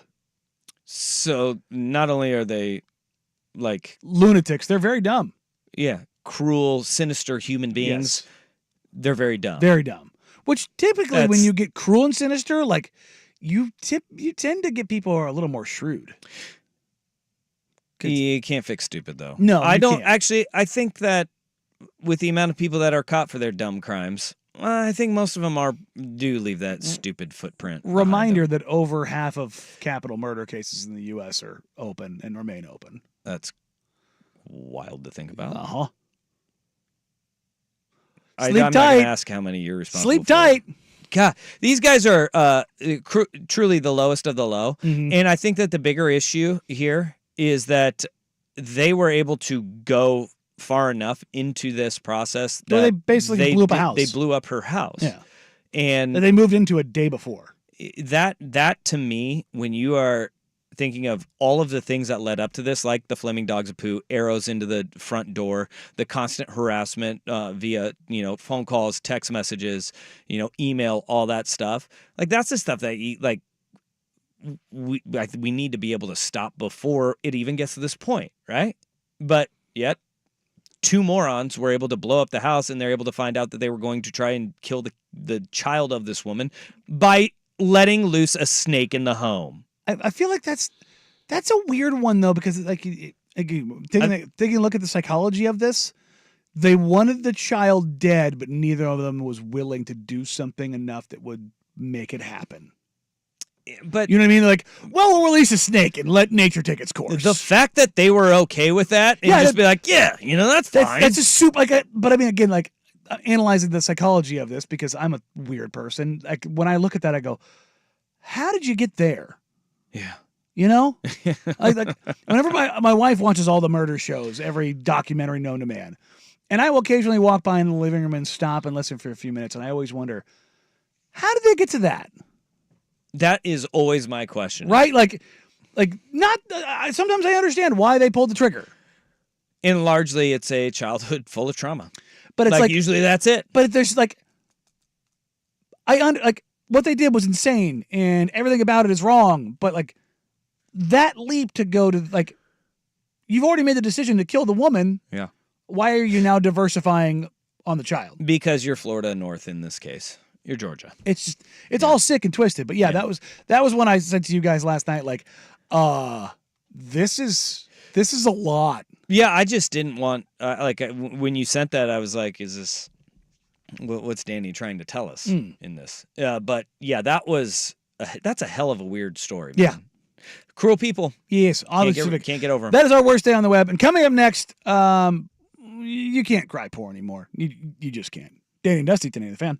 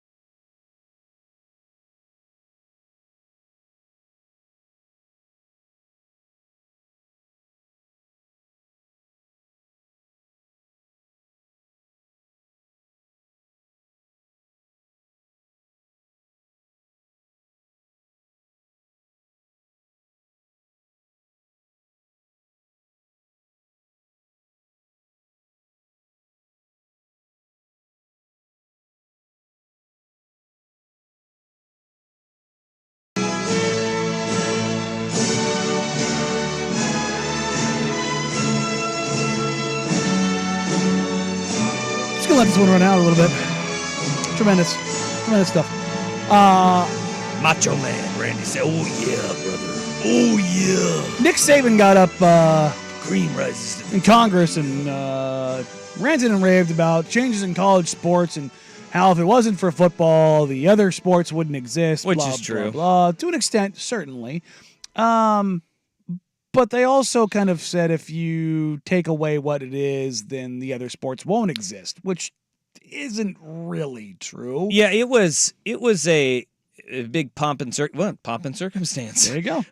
On Capitol Hill yesterday with Nick Saban and a lot of conference commissioners, athletic directors, and such in the college sports world. And you're right, like they did say the whole, well, these other sports that wouldn't exist. And would they exist? Yes, just not in the way that we know them now. But that's the thing about the Olympic sports. They do thrive off of football and basketball. And one of the things that I thought was just striking from that and hearing all of that is like, if these student athletes are employees, there's no way that we can afford them. And what we're seeing way before any of this, NIL or the transfer portal or whatever that everybody says is killing college sports, we've seen the dropping of different sports around the country far before that. Yes. We've had, schools have dropped football programs, or wrestling is one that gets dropped left and right across the country. And it's sad to see all of that. But at the same time, you had a bunch of schools that they made the decision, we don't want to compete in that realm anymore. We are not good in that sport, so we will drop that and accentuate what we are good at. And the idea that if you make student athletes employees, we won't have enough money is just, it's a lie, first of all. Yes. Because of the money that is brought in through football, basketball, and private donations. And what we saw at Cal before NIL is we saw Cal threaten to drop a ton of sports, including their rugby program, their baseball program, because they were like, we can't fund it anymore. We're poor. We've mismanaged our money. And guess what? Those sports were saved through private donations because they were important to the alumni base to keep continuing those athletic sports. Well, the thing that really got me was what happened not yesterday on Capitol Hill, but what happened today after they all said that. Indeed, as you have Texas A&M going out and spending over $4 million to buy out Trev Alberts to have them become their new AD after Texas A&M's AD left to go to Ohio State and fill their vacancy, which $4 million probably runs 3-4 Olympic sports for the season. Yeah. I mean, and here's where we sit with college athletics is that they sit there and they say, oh no, there's no way we could possibly have employees be athletes. When you're buying out, I think we reached over $100 million this football season alone. In football alone this season, $200 million in buyouts for coaches' contracts. $4 million to buy out Trev Alberts, the AD at Nebraska, which he hasn't really done much of anything of note in his 3 years as the AD at Nebraska. Texas A&M goes and they say, we'll pay $4 million to pull him away and get him to College $4 million Station. before he works a day for you. So when you're spending $200 million for coaches not to coach, and that's head coaches and assistant coaches buying out their contracts, $4 million for Trev Alberts at Nebraska to be the AD.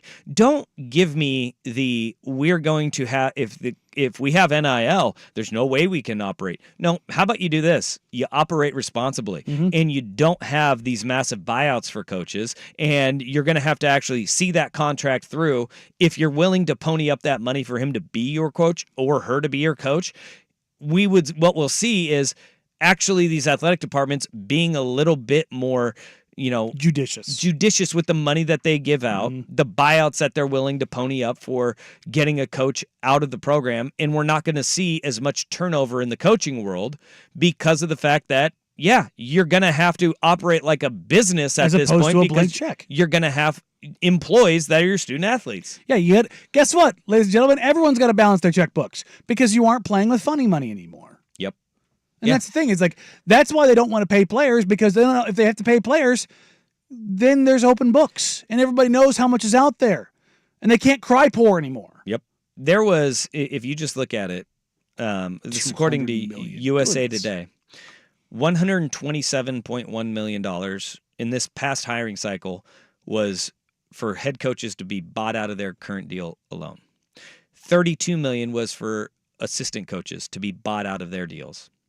$32.4 million was covering newly hired head coaches and assistants who owe a previous employer.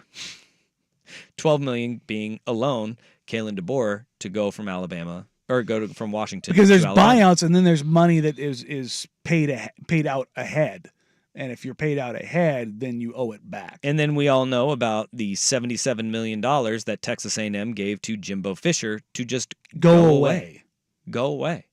And there is the thing that we look at is like University of Portland, for example, they're not in the same financial footing as Texas A&M, and this is where this is all going to lead to that dramatic shift in the landscape of college sports, where the Texas A&Ms, the Alabamas, the Oregon, Washington, USC, UCLAs, they are going to be treated far differently because they will be employees very soon.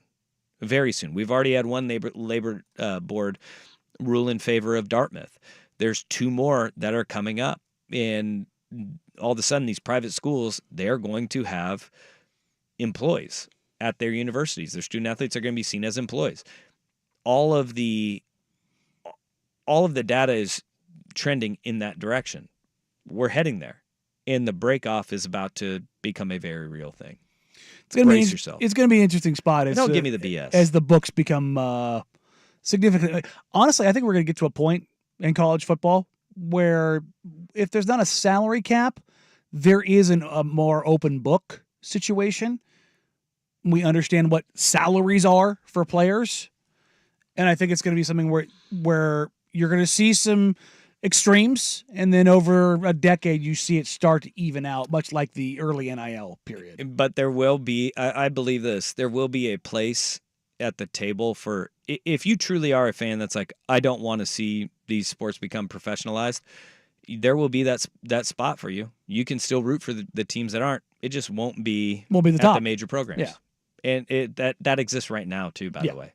It's called like Division III non-scholarship football. Mm-hmm. Division II, which you get a lot of partial scholarships, but that already exists, and you still are watching the best of the best for a reason. Because of the professionalization. Yep. Ding, ding, ding, ding. All right, coming up in hour number 3, we will visit the NFL, the free agency period, the new year opening, good, bad, and everything else in between. Come up here on Danny and Dusty, 1080 The Fan.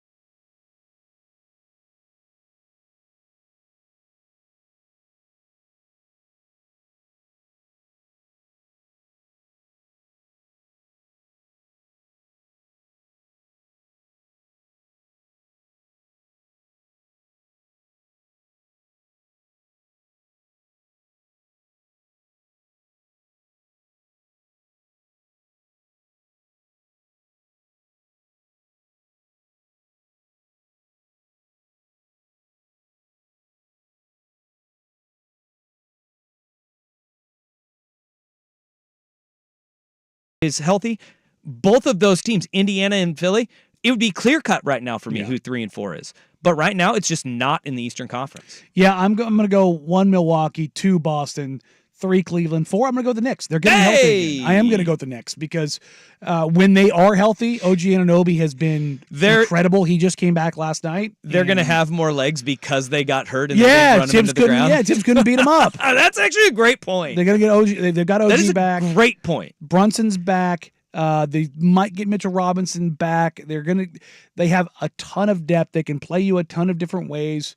I did a Knicks show last night, and they asked kind of what I thought the ceiling for this team was. And I said Eastern Conference Finals. And the question remains about Julius Randle. Number 1, his health. Number 2, is he a player who can be great, or is he a great player? I think he's a player who can be great, which that's not a bad thing. Yeah. Like, I think Jalen Brunson is an NBA Finals caliber player. I think OG Anunoby is a Finals caliber player. You need another dude. And if Julius can be that dude, I wouldn't be shocked if the Knicks represented the East in the NBA Finals, if they're healthy, if Julius Randle becomes a dude. So it gets a little sideways there. His injury is going to linger. His is going to linger. Shoulders are always going to get sideways. Yeah. You want to take a break and hit the West? All right, coming back after this, we will dive into the confidence index on the Western Conference side of things, which that's going to be a lot harder than the East. Danny and Dusty, 1080 The Fan. The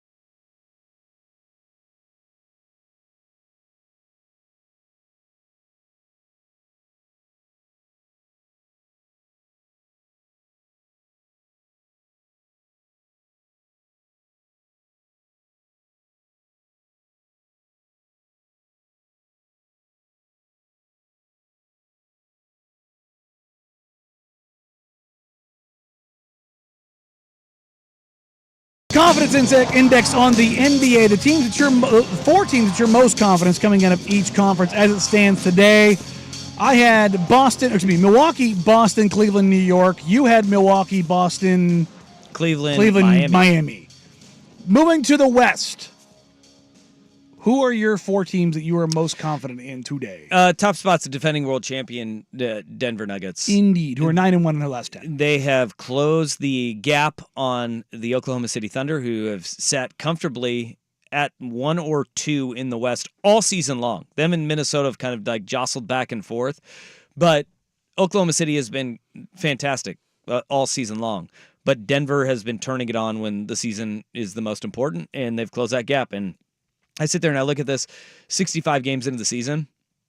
I see them continuing to ramp up towards the playoffs in that home court that is so valuable come conference finals and in the postseason. They're going to have home court again throughout the playoffs, and you cannot understate how much that home court advantage means in Denver.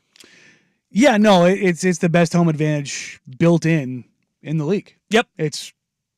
There's really not an argument there. I don't care how much noise you pump in Oklahoma City, playing at a mile high and taking 3 days to get used to it is just not something it's normal. There's a ton of things that are debunked, over decades. Every player to a man will tell you that it sucks to play in Denver. Ever since the Denver Nuggets entered the NBA, it is the toughest place to play because of the altitude. So I'm going Denver number 1. Number 2, Oklahoma City. Yep. I don't think we're definitely not gonna split hairs on these 2. I bet we do on 3 and 4 though. Oh, I know we're going to. Because number 3 for me is the Phoenix Suns. They have not been impressive by any stretch of the imagination, but they have been hurt.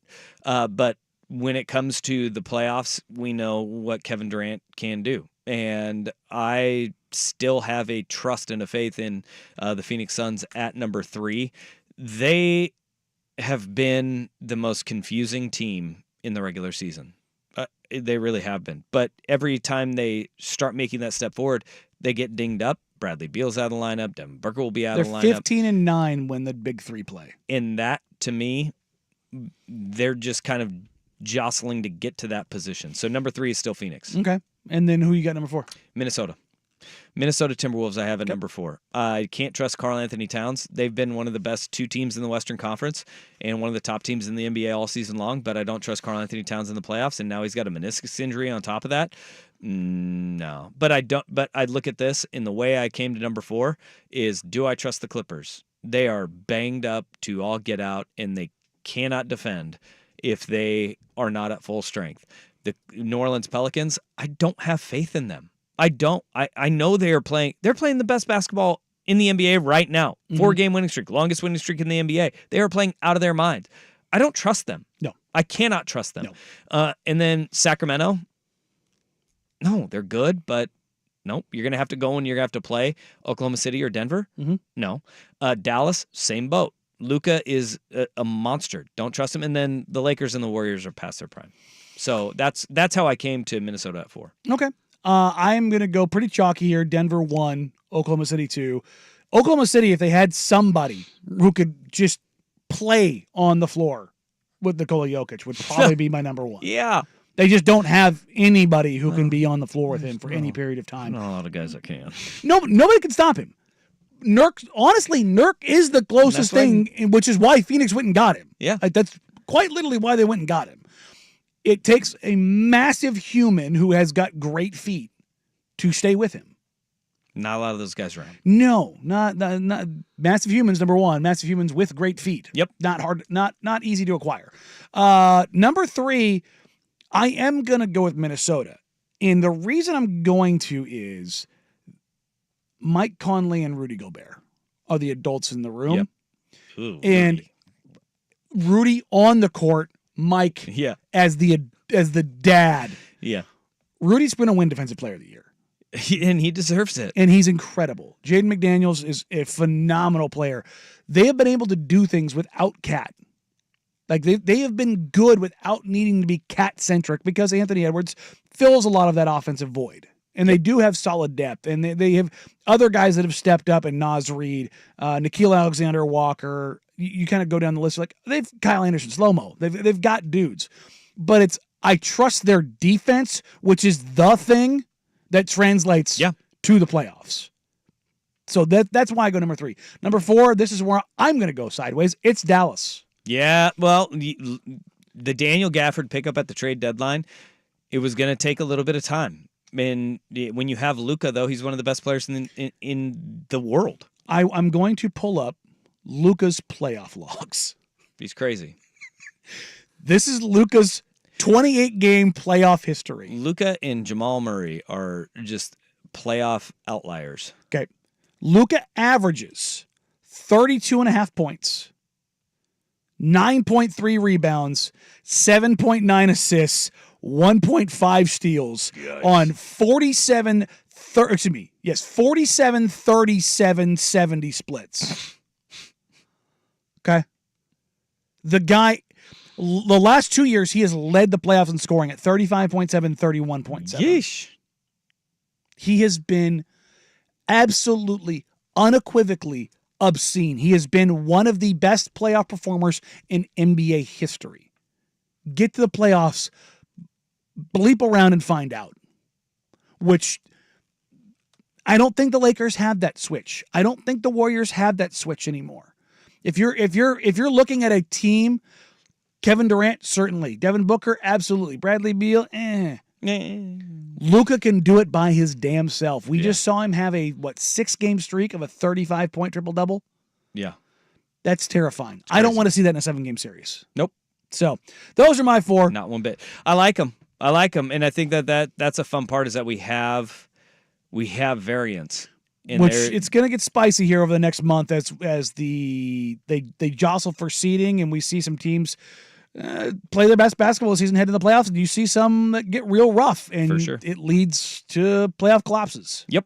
So, all right, coming up next, ladies and gentlemen, it's just a salute to audio. It may be the best audio that has been played on this station. It's up there easily, like ever. But first, here's the Big Kahuna Sports Center update. You mind if I have some of your tasty beverage to wash this down?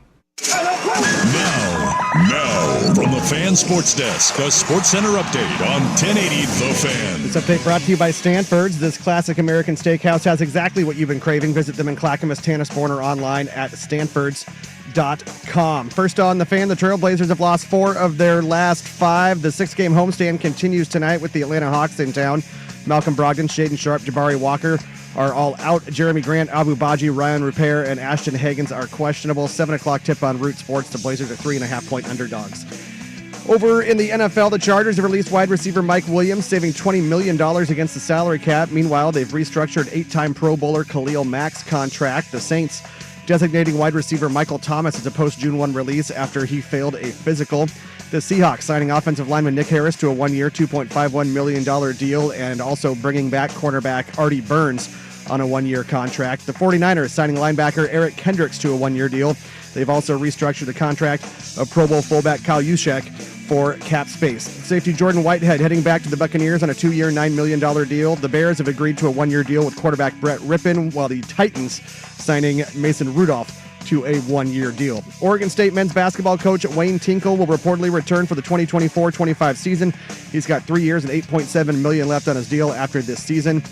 The final Pac-12 men's basketball tournament underway. We've got one final already. USC over Washington, 80-74. Oregon State and UCLA tipping at 2:45. Play then resumes this evening with Stanford and Cal at 6, and Arizona State and Utah is your nightcap at 8:30. More sports scores and stories in 30 minutes. I'm Jeff Rush at the Fan Sports Desk. Listen live or on demand on the Odyssey app, the Fan's desktop player, or tell your smart speaker to play 1080 The Fan. Live, local, and free. No subscription required. Portland's sports leader is 1080 The Fan.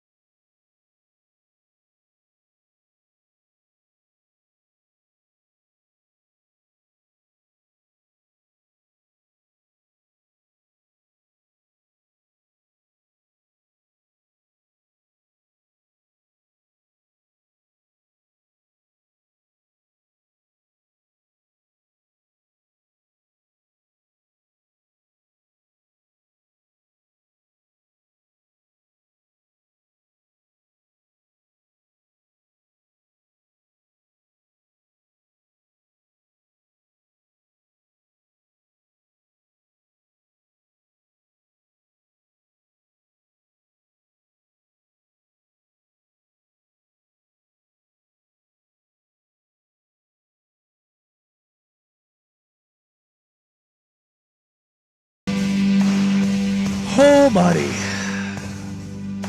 When I saw this in the doc, I'd seen the video before, but I always remember it as a line that that you'll hear here in a moment as that video. You put it under a different one. I was like, oh, that is a great line too. What this we have for you here is one of the best pieces of audio ever, and it came about because of the most fortuitous set of circumstances imaginable. This is I had not ever seen this before. This might be one of the best things that has ever aired on this station. Period. Because I know it has never been aired on this station because no other show has these drops that they continue to play over and over again, which will be the case going after forward. Today. I can promise you. Yes. This show will be playing these drops, and if Isaac and Suk are driving in right now, they will have this piece of audio. Well, at some Isaac point won't as well. because he's not listening. Yeah. This will live forever because this is audio actually from 1991 in Queensland, Australia. And it's not from a movie. It's real. This was today's Dusty Deep Dive that took me to places I didn't know. Yesterday was Kate Middleton. Today is the wonderful world of Queensland, Australia. That's right. Take a listen. We will digest in a minute. Just a moment. You just assured me that I could speak. Sit down inside the car. We're not assuring anything. We're under arrest. Look, I'm under what?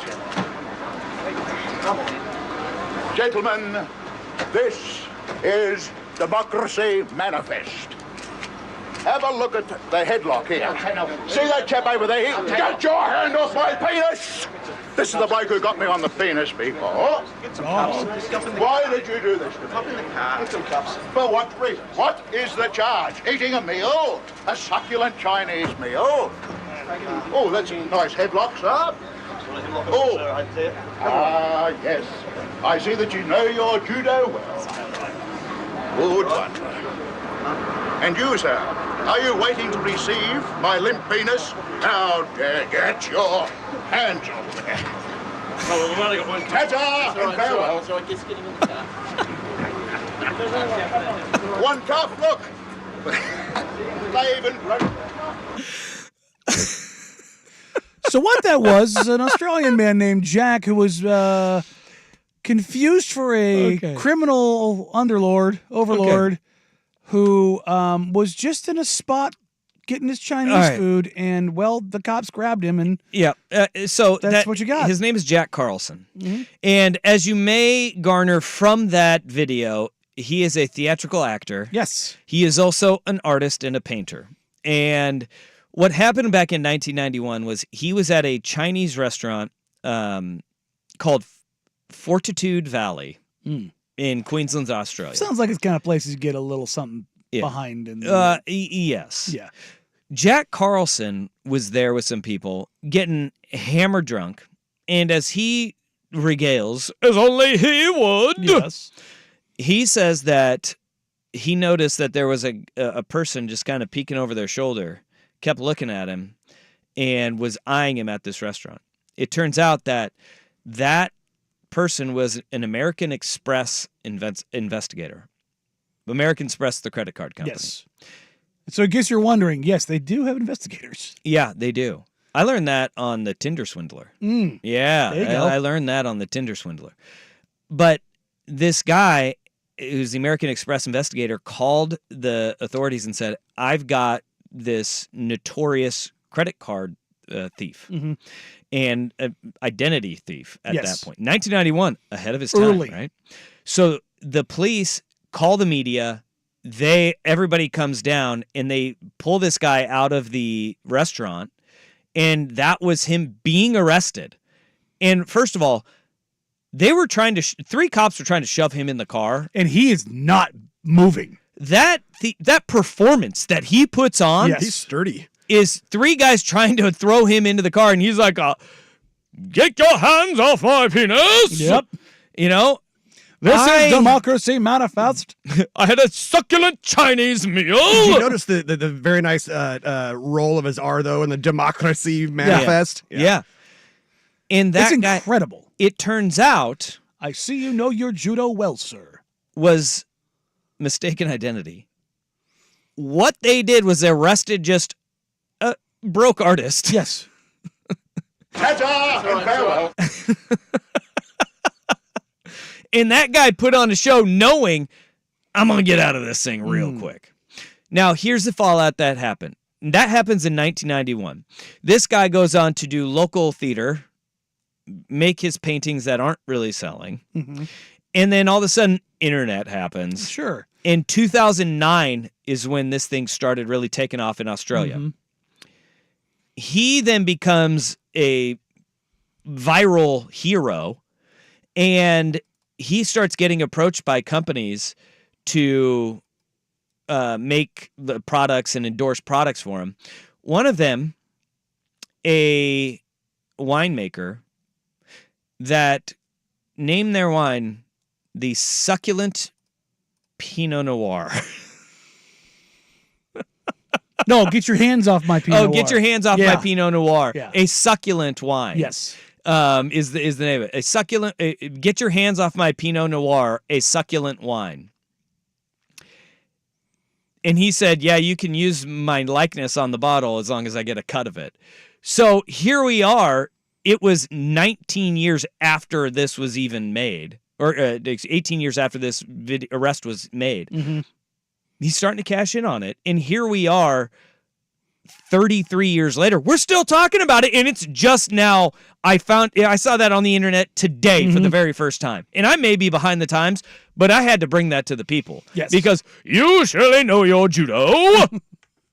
The succulent Chinese meal. Every time I eat Chinese off food, my penis. I will be saying, a succulent Chinese meal.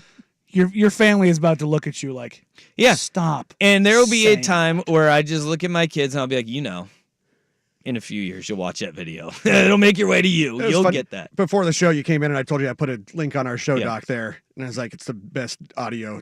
And you already knew. You're like, is it this one? Is it? Yep. Yeah, You because nailed it. I did the deep dive already. Yeah. Like I went all in on the deep dive. I was ready. Jack Carlson is the name of the man. And here's the thing is that the person that they had the mistaken identity for was a Hungarian chess player named Paul Charles Doza, and who apparently was known for his dine and dash exploits and, running up the fake credit card bills.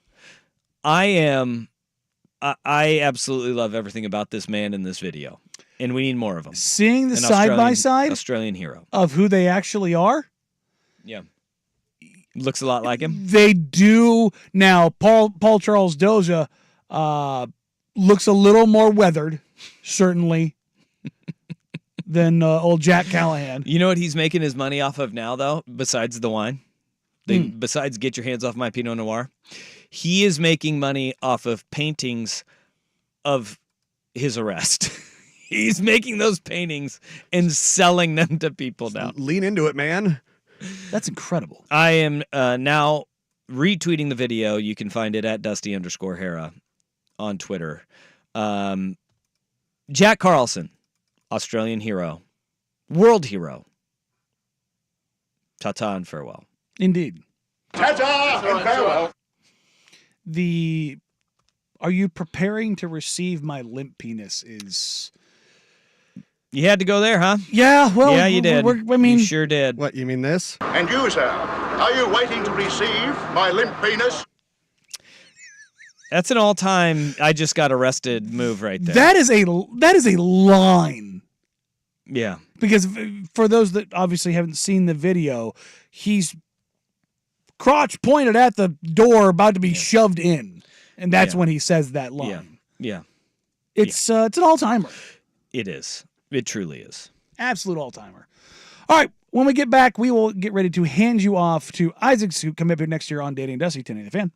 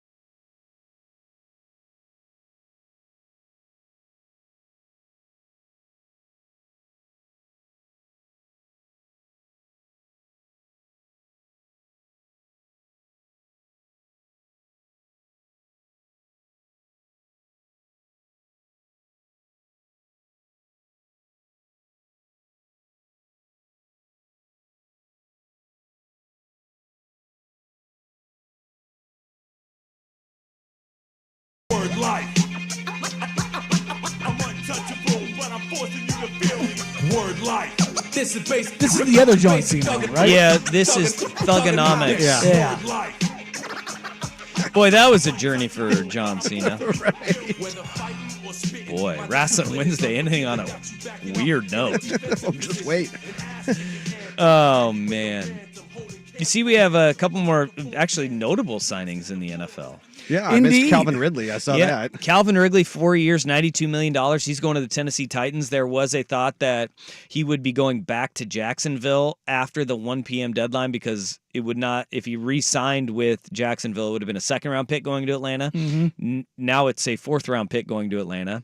But there was a lot of interest from New England, Jacksonville. I thought I saw Pittsburgh was in on it too. He ends up landing in Tennessee. Quietly. 4 years and $92 million. I mean, what else are they spending money on? Yeah, Mason Rudolph apparently as Will Levis's backup. I mean, and they got Tony Pollard. They got a running back. I mean, Derrick Henry to Tony Pollard, that fits. Well, D-Hop's still there, though, yeah? Yeah. The shell of him. Yeah. But you've got now 2 receivers, and you take a little bit of that, a couple of eyes off of DeAndre Hopkins and let him operate more with Give Levis Calvin a little bit of Ridley. space, too. Yeah, the other big one is Bobby Wagner.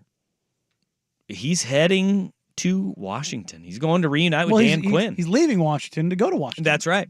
He's going to the Commanders on a 1-year deal, $8.5 million, with $6 million guaranteed to go and play for Dan Quinn. And like this is the move that you should anticipate from a guy like Bobby Wagner. He's long in the tooth. He thrives in that style of defense. He led the NFL in tackles last year in Pete Carroll's defense. And now you go to Dan Quinn, who went from Dallas up to DC, but stylistically, he fits what they want to do defensively, and he's going to be the coach on the field for Dan Quinn's first year with that defense. I actually like that move a lot from the Commanders. They've signed a lot of folks because they had a crap ton of money. Yep. But on the defensive side of the ball, you've got Dorrance Armstrong, you've got Frankie Louvu, you've got Cleveland Farrell, Jeremy Reclamation Project. and Jeremy Chin alongside Bobby Wagner. Yeah, I mean, they're not going to be good, but at least you have a guy who understands